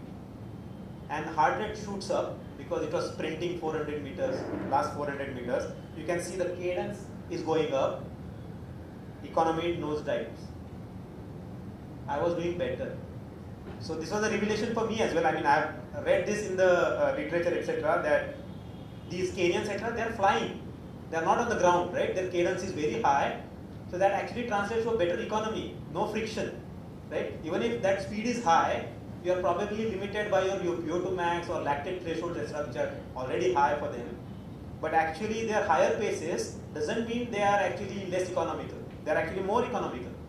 So somebody who's plodding his way probably slowly through the marathon course is probably hurting more, is spending more energy simply because of the higher economy. And actually I would love to have such more data probably for our SCMM runners and etc. who would probably use this after seeing this talk, and look how their running economy changes over course. Classic case of pace increasing, again heart rate increasing, ground contact time reduces, economy improves. So this was one of the interval workouts. Unfortunately, this is completely not visible. But as the pace drops, the economy goes up. As the pace picks up, the economy goes down. And actually, I have shown this here. It's probably visible. The blue line is the pace, and economy line is the black one. It actually started diverging exactly at the same point. When the pace started picking up, I was more economical at this pace. 3.58 minutes per kilometer at a higher heart rate, I was spending less energy. Obviously, I am limited by my lactate threshold, probably it's going to be around 180, I know. So you can actually work out these details and say that I should be probably working out and what is my limiting pace also, right? Okay, so that was some complex analysis. Golden rule of training, I keep repeating this, many people probably don't get this at first reading. That goal of training is to get fit, right? Goal of training is to get fit. No, the goal of training, and I actually, this is again from Fell Runner, that primary goal of training, and I'll read it out, is to stay out of overreaching, overtraining, and injuries, so that you can continue training. Increased fitness and improved performance are the end results that you are being able to train consistently. I like this sentence so much, and we actually do the opposite. We think that the training is making us fit, and that's why we are training. No, but we should train in such a manner that we are not overreaching or overtraining. Stay out of injuries. I have been a victim of injuries as well, and I know that, how it feels. So the increased fitness is no use if you are injured. So I wanted to touch upon this because it doesn't make sense to go unless we discuss this part. Super compensation. Those who attended the previous talks, they knew this. But this is your fitness versus time graph. How my fitness is changing over time. Training actually makes you weaker. If you worked out today, it actually your fitness went down, as opposed to increased fitness, as many people feel. It's actually gone down. You are in the recovery phase where you come back to your previous fitness, and then the body super compensates and goes beyond your previous fitness. Now you have come in this state where you have improved fitness. So you have allowed the body to recover and reach this point. Now it's up to you. What do you do at this point? If you stress the body, then it will start repeating this curve, and it will go up. If you don't do anything, you will detrain. So this is our interesting point, this area. Unfortunately, Colonel Pitre is not here, who pestered me about this question, saying, how do I identify this point? I didn't have an answer. I said, I at least knew that somebody tells you it should be 24 hours, 48 hours, he's lying, he doesn't know. And that is true, because probably nobody knows other than yourself that how you are feeling, probably. Are you emotionally fit as well? Can be defined. So I have that, yeah. So super compensation. So when is the next workout? As I said, many people ask me, and I was hunting for this question. When is the next workout? It's very clear. You reap the benefits of whatever you do, swim, bike, run, only when you are resting after your exercise. How many of us were paying attention to our recovery part? So this is the recovery advisor. So Garmin has a recovery advisor which pops up in these new watches. After your hard run or easy run, it tells you that next workout should be after 8 hours, 24 hours, 30 hours, whatever. Right? So this is one part. But probably I was not convinced, because we were seeing we don't trust some of the algorithms here, because we see. I'm sorry? Yes, yes. So this is 235, but I believe even 600, 700, 900, they are also, which are on this Garmin Connect IQ platform. They all have this feature. So this is where actually this new field, it's been new to at least me. I knew about this term, but I didn't explore in more detail. Called heart rate variability, called HRV. This was limited to cardiac patients, rehab, and etc. etc. Even Olympians use HRV for training. Until recently, these HRV tools you can use for your own training. So what is HRV? Why is it kind of gaining importance? You will see many forums like Slow Twitch and etc. People do talk about HRV values etc. What governs our heart rate? Anybody knows? What decides our heart rate?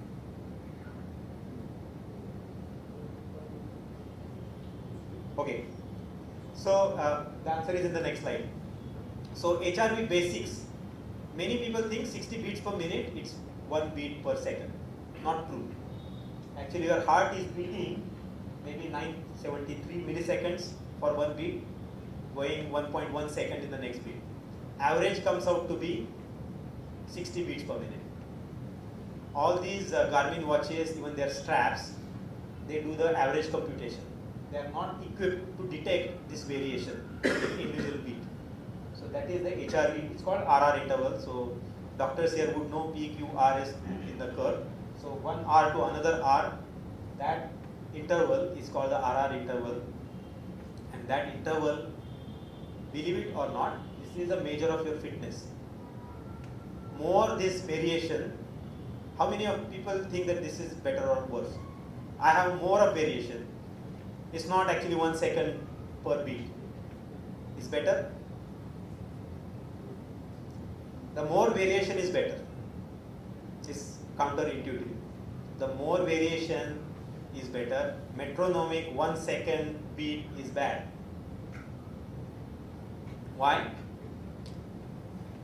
Brain is not visible, but assume there is a brain behind it. So your autonomic nervous system, which governs, you don't tell heart to beat, you don't tell your lungs to breathe, right? So they're automatically working because of this ANS, which has two branches, sympathetic and parasympathetic.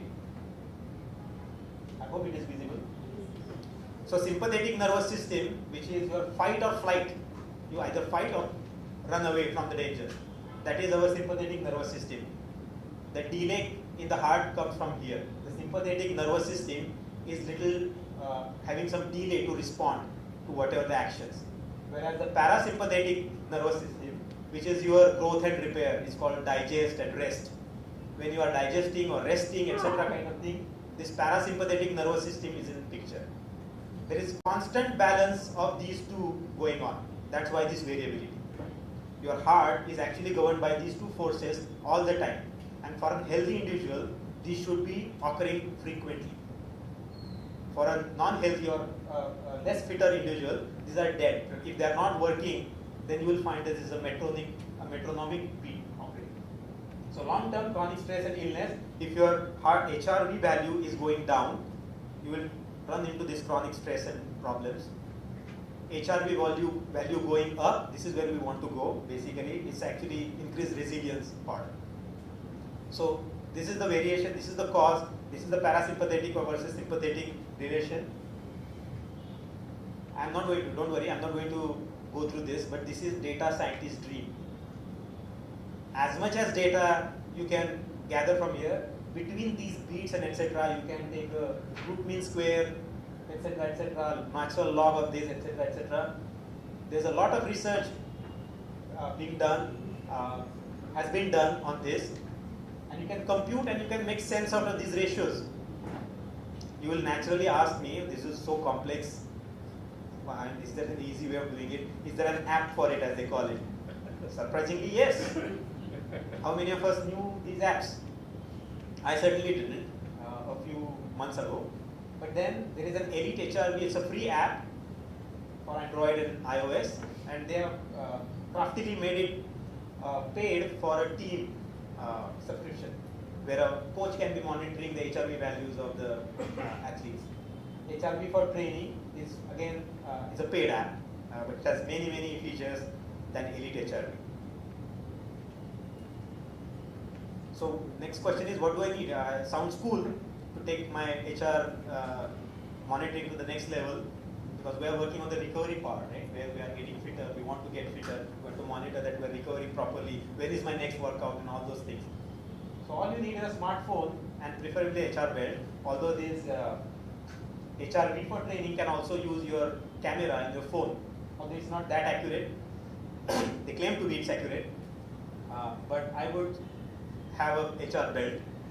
Again, this is not the exercise we are talking about. These measurements are happening when you are not exercising. Remember the slide which I talked about, when how you can use your HR readings when you are not exercising. So this is a smartphone and a HR belt, Polar H7. There is a new belt in the market called Polar H10, but Polar H7 is considered the gold standard. It's Bluetooth based, which will not pair with your Garmin watch because Garmin supports ANT. But Garmin watches have started opening up, as I said, Phoenix 5. But if you have this, RR accuracy measurement is of paramount importance. If you remember that graph which I showed of various heart rate monitors and how they deviate, Polar H7 was the least deviating from the standard EKG machine. So that's why Polar H7, you will find that many of these HRV companies are recommending Polar H7 to be the belt of choice. Daily measurements. So people who are little sophisticated, they take their resting HR every morning, right? While they are in the bed, they'll take an HR reading saying how it is. It will give a rough idea whether you are stressed or not. But if you feed this data to this HRV measurement devices, you will probably start seeing a trend. These these apps actually don't even reveal anything unless you give them sufficient data. So they know what they're doing. And obviously I have been using this from January. So what it does is actually, I'm taking this example of Elite HRV, but what it does is a 2.5 minutes of test every morning, which you are supposed to do, which will start recording your heart rate while you are still in the bed. I'm recording my heart rate, and it's also recording my HRV value. You can obviously configure how much you want to have this reading open for. As I said, more the data, the better, right? So you can add the data while you are exercising, and this app lets you do all kinds of stuff. That I'm exercising, I'm warming up, I'm cooling down. You can feed as much as data if you want to, and it starts computing those ratios. See here, those ratios we talked about. We don't even want to know what they are, although I know what the trends are should be. And it gives you a score. What is our readiness score? Should I go out for a run today? This is actually popping out from your trend saying, oh, this looks great. And probably this is not legible. This is sympathetic. This is parasympathetic. Where is your indicator? Right? So how is your recovery happening? You are right in the middle. Actually, if you see, the parasympathetic is actually more on the left hand side. It gives you weekly versus monthly trend.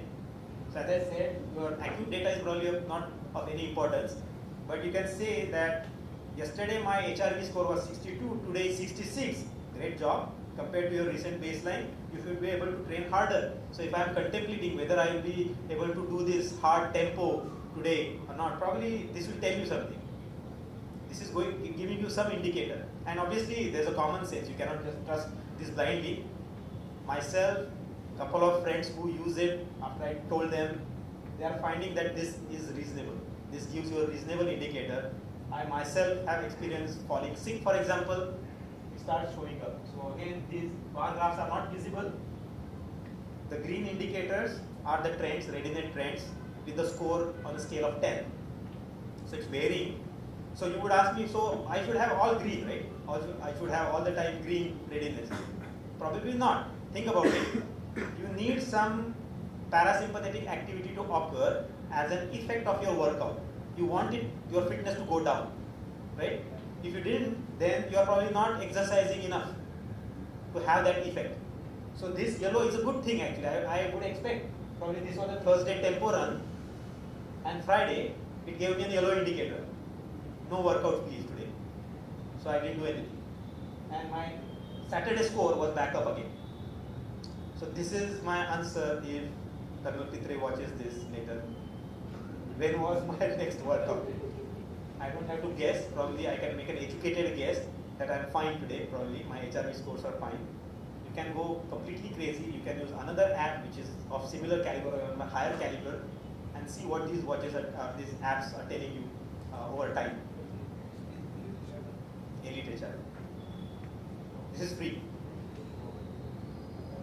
I have shown some of the problems which I discovered, how it shows you. Your sympathetic activity appears to be abnormally elevated. Consider active recovery. No hard workouts today. You can go for a walk or do easy cycling or whatever. There is a guided breathing, and this is a complete branch. I mean, you can go nuts over HRV. How you can use HRV, and it will tie down to your pranayama and etc. Breathing affects your HRV, and this app gives you a guided breathing.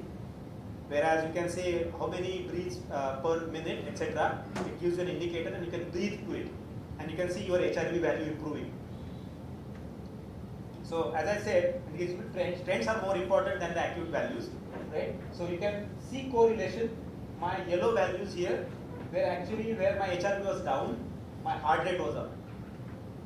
My heart rate, resting heart rate was up, my HRV was down, indicator was yellow. This is a great sign of the great pickup by this app saying, it's telling me that something is wrong. And I shouldn't be exercising, shouldn't be stressing myself too much. So adaptations to occur, again, this is what we don't need to have, don't need to see. Complete, you are reaching into overreaching zone or overtraining zone. This is something, a complete indicator, back off. Don't do anything, basically, right?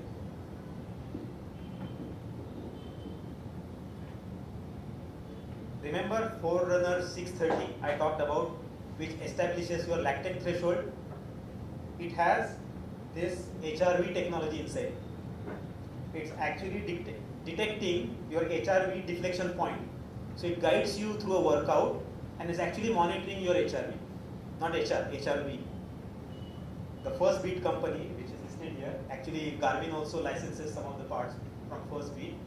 They actually work on this and they provide this technology.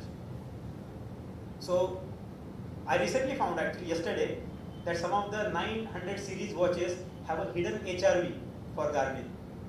So Garmin is crafty. It's not telling that it uses HRV, but there is a service screen on Garmin. You press 10 times and etc. It shows up, and you can start using your Garmin watch for an HRV measurement. Amazing. I was amazed. Okay, how many of you know Mapito? Actually, in Garmin it shows 48 hours recovery time, and I run next day within 24 hours. After 1 kilometer it shows full recovery.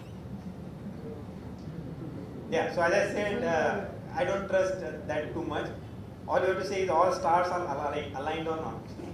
My app is saying okay, Garmin is saying 24 hours recovery, everything aligns. Educated. I have this thing, I have time to play with this, so probably I can play with it. So yes, so don't trust one indicator blindly probably. Use common sense. Even if it's showing me 5, probably I will still think, how am I feeling, right? It's showing me, so probably I should not do too much of a hard workout. But can I do my prescribed at least or be within the limits, something like that, or tone down my workout? Maybe. So anybody knows this gentleman? Yes. So people who are not aware that this guy is the author of a famous book called Big Book on Endurance, Big Yellow Book. He was also coach of 6 times Ironman champion Mark Allen, who prescribed his own formula called 180 minus H. It's called aerobic threshold. He said this is what it is for people. For all formulas, probably I will trust this formula more because I have experimented it. It works for me. It worked for a couple of people or more people who tried this. This is your aerobic threshold, and this is typically for conditioning. This is probably not for lactate threshold, etc. But if you want to get better, at any activity, you have to lay the foundation first. For laying out the foundation, probably this is the zone. Take this formula, check your aerobic threshold, compute your zones, see if they match. Right? If two of them are matching, probably you can make an educated guess where your aerobic zone should be. Work out on those zones. He gives you some plus or minus 5 beats per minute allowance. So if you are age 40, then 120, and then 140, and then 145 or 135, depending on whether you are injured, then lower. If you are fitter, you are being fit for a year or more, then you can work towards clamp your heart rate at 145, 45-ish, for example, while working out in an aerobic zone. There is something called as, he advises a MAF test. So it's called maximum aerobic function. Classic MAF test goes like this. I'm just listing it out. 12 to 15 minutes of walking or jogging warm-up. Then you have to do a run which is prescribed for 3, 4, 5 miles. And probably it should be done in miles because he doesn't use kilometers. Because all this is empirical. So 3, 4, 5 miles at your that threshold value which you computed from the beginning. You do these runs at that, which is single mile time recorded. Beginners, actually you can do a 1 mile. And then 12 to 15 minutes active cool down.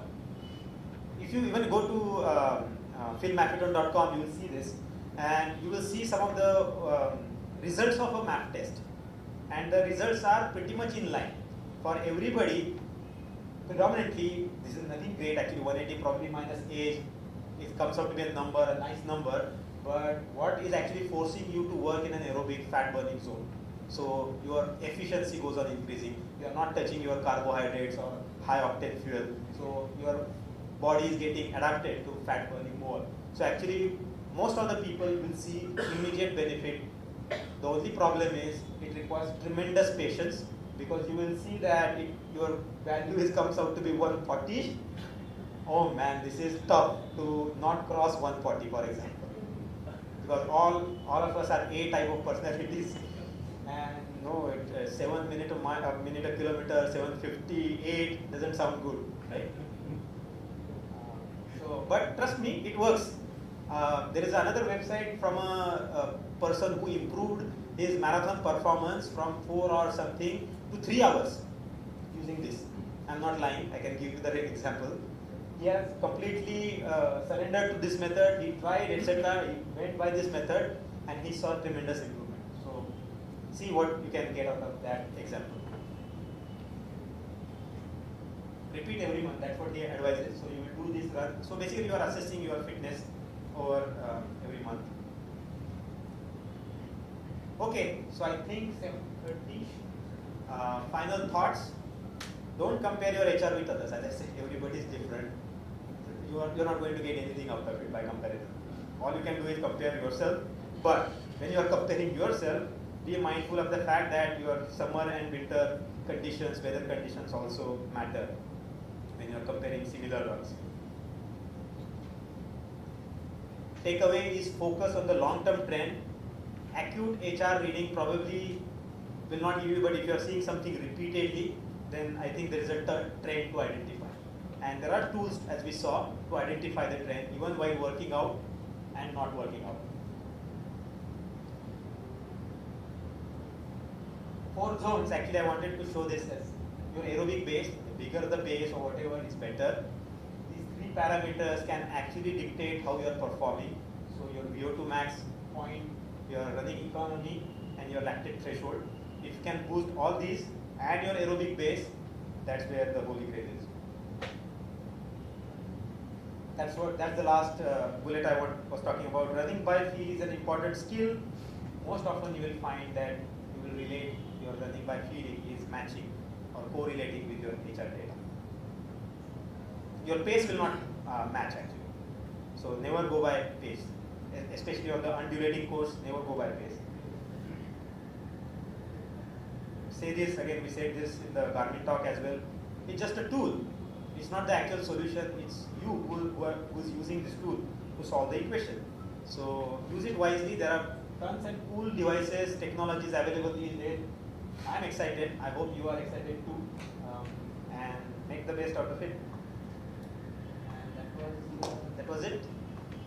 Any questions? Yes. You showed that fitness and discovery graph. Super compensation curve. Yes. In that case, there is a point when you should take the next Workout. and then if you don't, then the fitness is down. What happens if you take workout input? You take it to a goal machine or? Yes, that is actually the question is in the super compensation curve, what happens if you do the workout before even your, so suppose, actually I didn't use that graph, but there are a couple of graphs I can show you exactly talking about your point, that people think that their fitness went down after the exercise, it came back up. They started exercising there. So actually stagnation. You will again put your fitness down, you will come back to the same level. You are not allowing to super compensate. It only compensated, but there is little recovery required, and it's again subjective, but where it will cross the previous one. If you do it before, then it's actually going down. Yes. It's stagnation. It's stagnation. At the recovery point, I think let's pull that up. Because, as you said, it is very difficult to find out. So if you start exercising here, you will stagnate. This curve will repeat like this. So anything above that is too late. So here, if you exercise, it will push it down. It will recover, back it up, and go up again. So I had those graphs. I didn't use. Yes. Is there a method to identify a supercompensation point without a device? It's by feel, I would say. The question is whether it is. So this the question is, how can you identify the super compensation point? I don't have an answer. I didn't have an answer, but now I have something to go by. If my recovery is not adequate, I have some tools which will tell me that my recovery is not adequate and this point has shifted. So how do you quantify the feature? Heart rate. Your resting heart rate is up. Your HRV scores are down. Your indicator is yellow. Without a device. Without device, I cannot tell you. It's by your feel.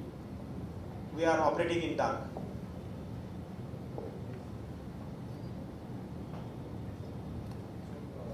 You want to speak?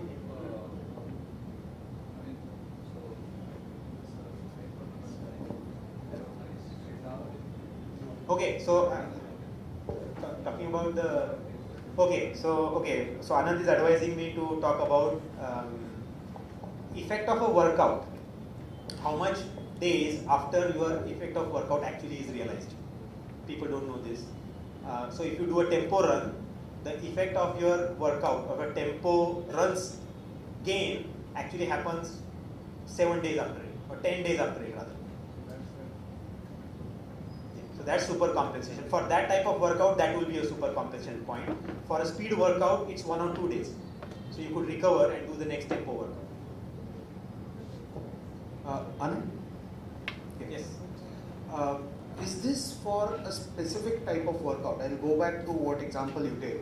So tempo will have its own number of days. Right. So when you do a combination, like 3 days a week if you are running and 2 or 3 days if you are doing muscles or the gym workout, those mix and match will still work? Or because anyway it's your body consuming the energy. So Right. how do you spread it out your runs with your gym workout?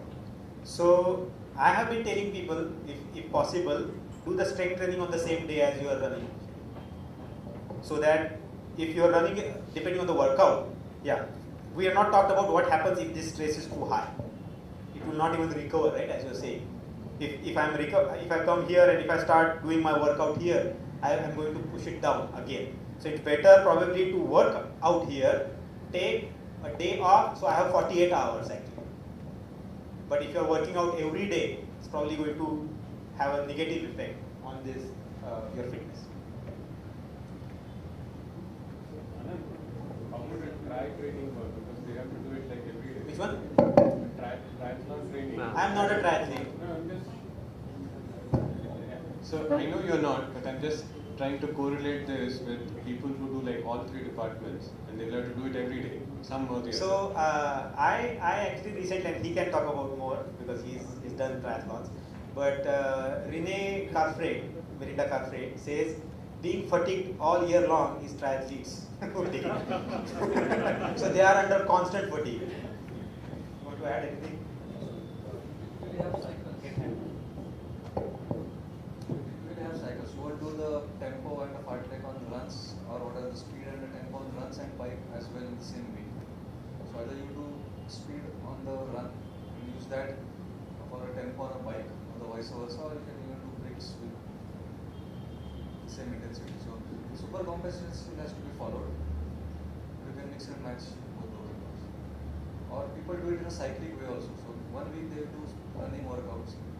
I mean, the harder the intervals and the tempo for the run 1 week, the next week they do for the bike. And then they repeat the cycle. So even for the long runs, so they'll have a long swim, long bike and a long run in 3 different ways.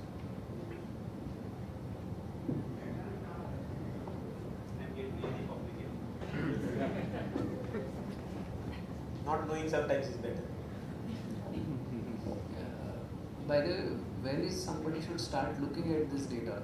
That means the NOVA Which is data? the heart rate data or HRV and the things which you were explaining. Sorry, what was the joke? Yeah, so no, as I said, trend is over weeks and months. It's not over days. No. The question is, in the basically, there is a person who is just starting. There is a person who has probably done his 2 marathons or maybe 3 half marathons, or last 3 years is working. So, what is a good time that really start looking at this data or analyze? Because, as you said, you should not get obsessed with the numbers. Can somebody answer this question? Because I'm really not getting the question. Whenever, I mean, every day, I look at my data every day. No, ideally, I think he's asking, ideally, in your running, if I start running today, I'm a new runner, right? I'm just starting. Should I start with this right in the beginning, or can I wait for a little while before I get into getting so technical about it? Yes, so first part, that's where I actually stopped. Right? Forget about the rest of the things, analyzing your data and etc. You just know your zones at least, so that you know at least you are doing in it. A new runner would probably work on the endurance zone. So at least you should know what is your aerobic threshold.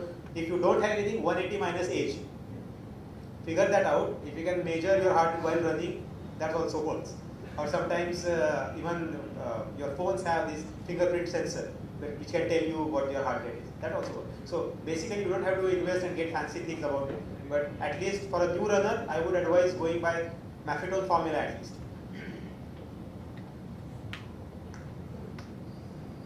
The question is investment. If you can put up the pricing of these, people will know what to do with when should they actually purchase a watch? So my thing is you need to set a goal. If you're going to run for 5 to 10 years, then it's good to get these kind of expensive watches because it's an investment for the future. So if you're just going to go people invest a lot in smartphones. That's what smartphones have a life of 3 years. So you always, I mean, if this people is can again- buy 20,000 smartphone or 50,000 iPhone, But these are cheaper. But smartphone has a reverse effect on your health. A watch like I think you're answering the question. Yeah, right. So if you want to invest in your health and well-being, then you invest in equipment, any sporting equipment. So that's the answer. Anyone else?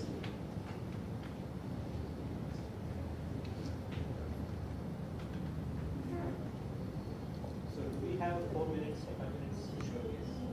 So I wanted one of, yes, sorry, go ahead. Is all this applicable for elite athletes or even athletes in the age group of 16 or 18? The question is it applicable only elite athletes? Also for elite athletes? You saw actually the videos were played for this. What about the younger group of athletes, say in the age group of 16 or 18? maybe, for example, the Mapleton formula will be like aerobic, Right. will be 160 core, Right. something like that. Right. So I don't know actually, to be honest with you. I have not worked with too many young athletes to be able to tell you anything. But there are exceptions. You want to talk about your? Actually, Nishit is here, and he does go by heart rate. So It works. It works. The only difference is when you're a kid, the parasympathetic sympathetic balance is different. But it goes by the same logic. All these things work right from you're born till you die. Nothing changes. The only difference is, well, you may get the variability of, as you saw, there was plus or minus 5. In that, probably it will be plus or minus 15. But otherwise, the basic principle remains the same. You will try to improve all of those parameters and you will see improvement. So,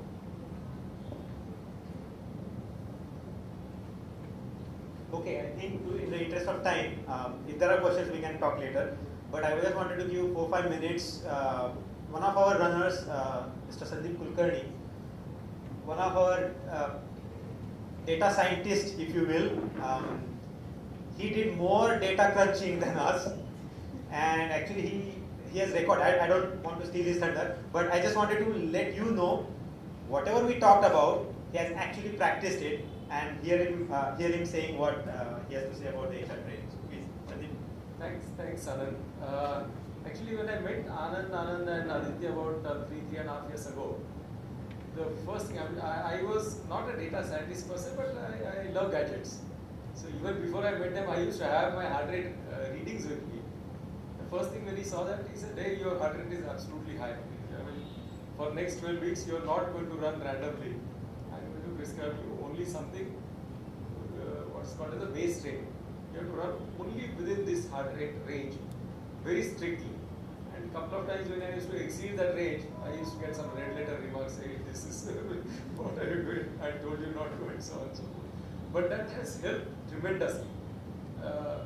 And being in love with all the gadgets and Excel and so on, I've been monitoring what we mentioned as running economy. I've been traditionally like calling it as some distance per heartbeat based on that RHR and HR max formula.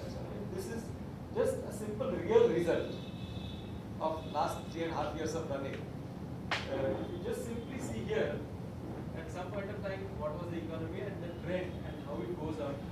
At times, you will also see that it is going down. There are certain reasons for it, that probably I was training too hard during that time, or it was the summer and so on and so forth. So, I mean, at the back of my mind, I know the reasons.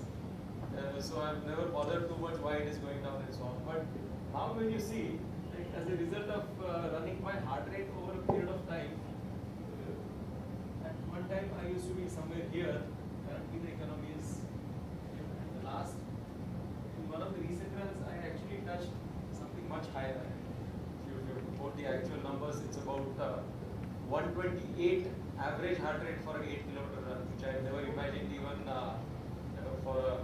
So can you talk about how your heart rates or paces were?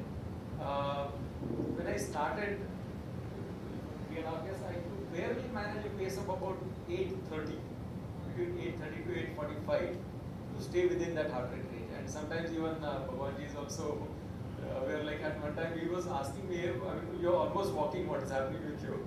I was trying to do that heart rate training. And over a period of time, I mean, I've been doing this very religiously for last 3 years. Very religiously, yes, very religiously for last 3 years. Or 4 years actually, 4th year in running in 2017. Typically this is like 8 to 10 weeks period from January onwards till March, till you actually begin your serious training for Hyderabad or whatever. So, I mean, starting from that 8:30 pace, today I can do easily about 6:30 to 6:45 to stay peacefully within that range. And in fact, in this year, I was able to stay in that range for 21 kilometers. Complete half marathon. And this is all because of following a strict discipline. wanna say something, but then you see it. Yes, you see it in action. Right? You see it in action.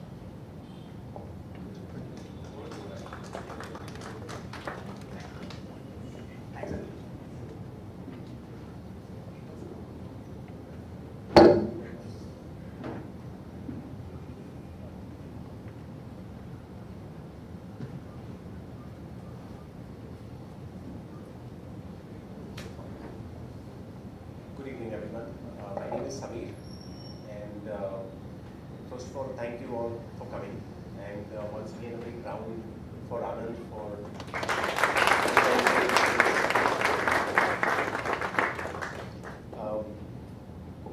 We have one more little, I think about a 5 or 10 minute thing that we'd like to do. Once I finish what I have to say, I'll only take another 5 minutes of your time. Some of you already know what Athletic Initiatives is and what Athletic Insights is all about. This platform where we are today is Athletic Insights, which we've been running for about 3.5 years now.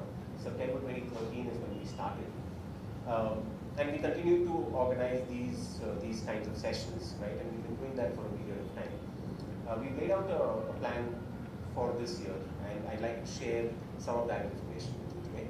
So, our marquee event under Athletic Initiatives is the Triathlete Triathlon, which we organize in November. The date this year is going to be the 19th of November. It's going to be the second edition. Can you hear me now? Yeah. Okay. Sorry, I apparently couldn't hear. Okay. So 19th of November is when Triathlete is going to happen. This is the second edition. It's an open water swim.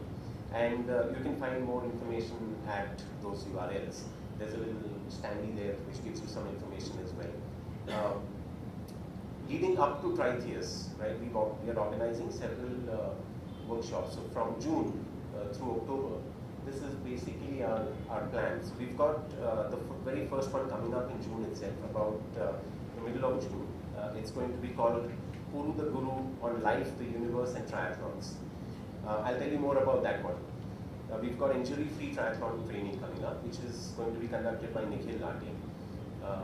Some of you again may know who he is.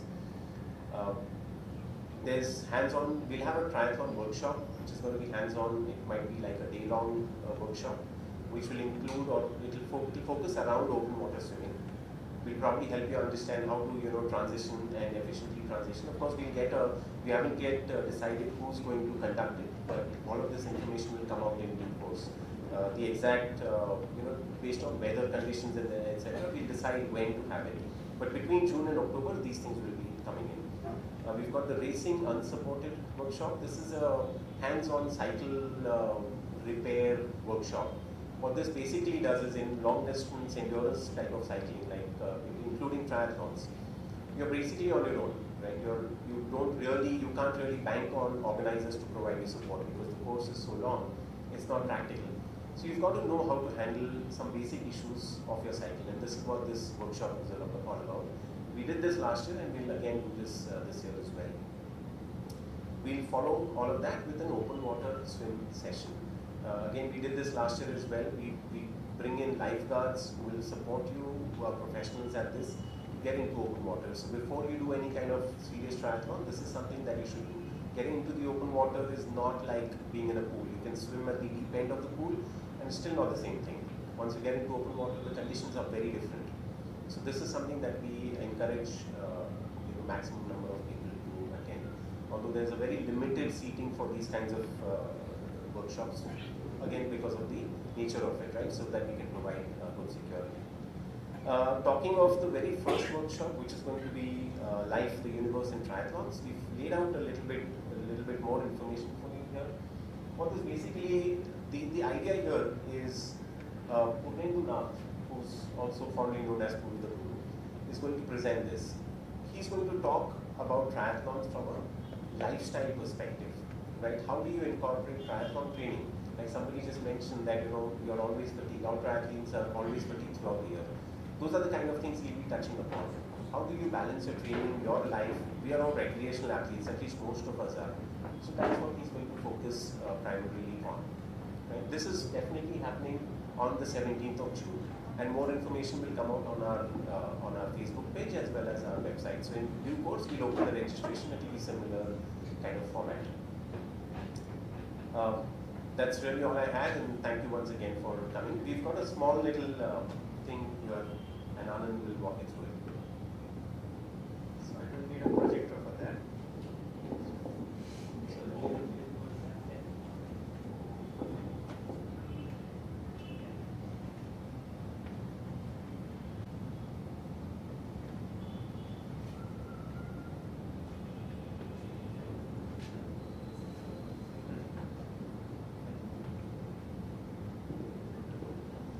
So I have a little pop quiz for you. Let's see, and I think there are prizes. Okay, that actually made it a little clearer.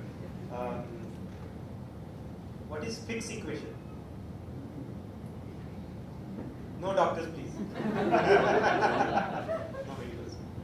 Anybody remembers fixed equation? Anybody even remember that we use fixed equation term? Yeah, okay, at least that. HR into S. HR into S volume. Stroke volume. There you go. Do you have your name? Prasad. Okay, so fixed equation is stroke volume into HR.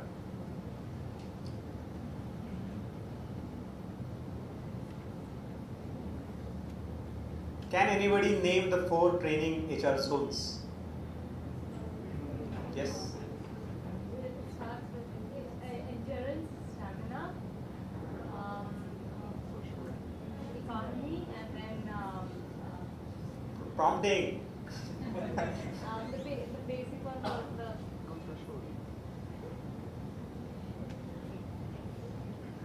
stamina, endurance, Wait, stamina, she's. endurance, stamina, economy, and And I don't want to go there.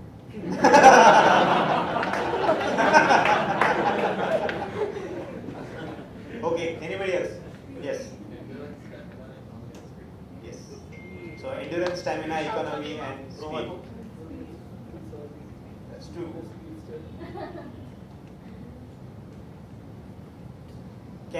Little harder, can anybody name 4 companies that make HRM related equipment? 4. Yes.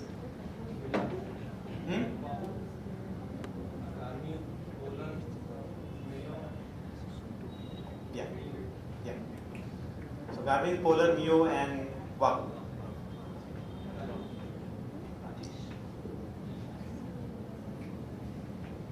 Okay, a little tougher because you are answering all questions. What's the unit of measurement of VO2 max?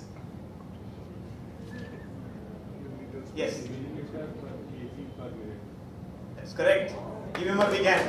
That's milliliter per kg per minute. And I think we have last one.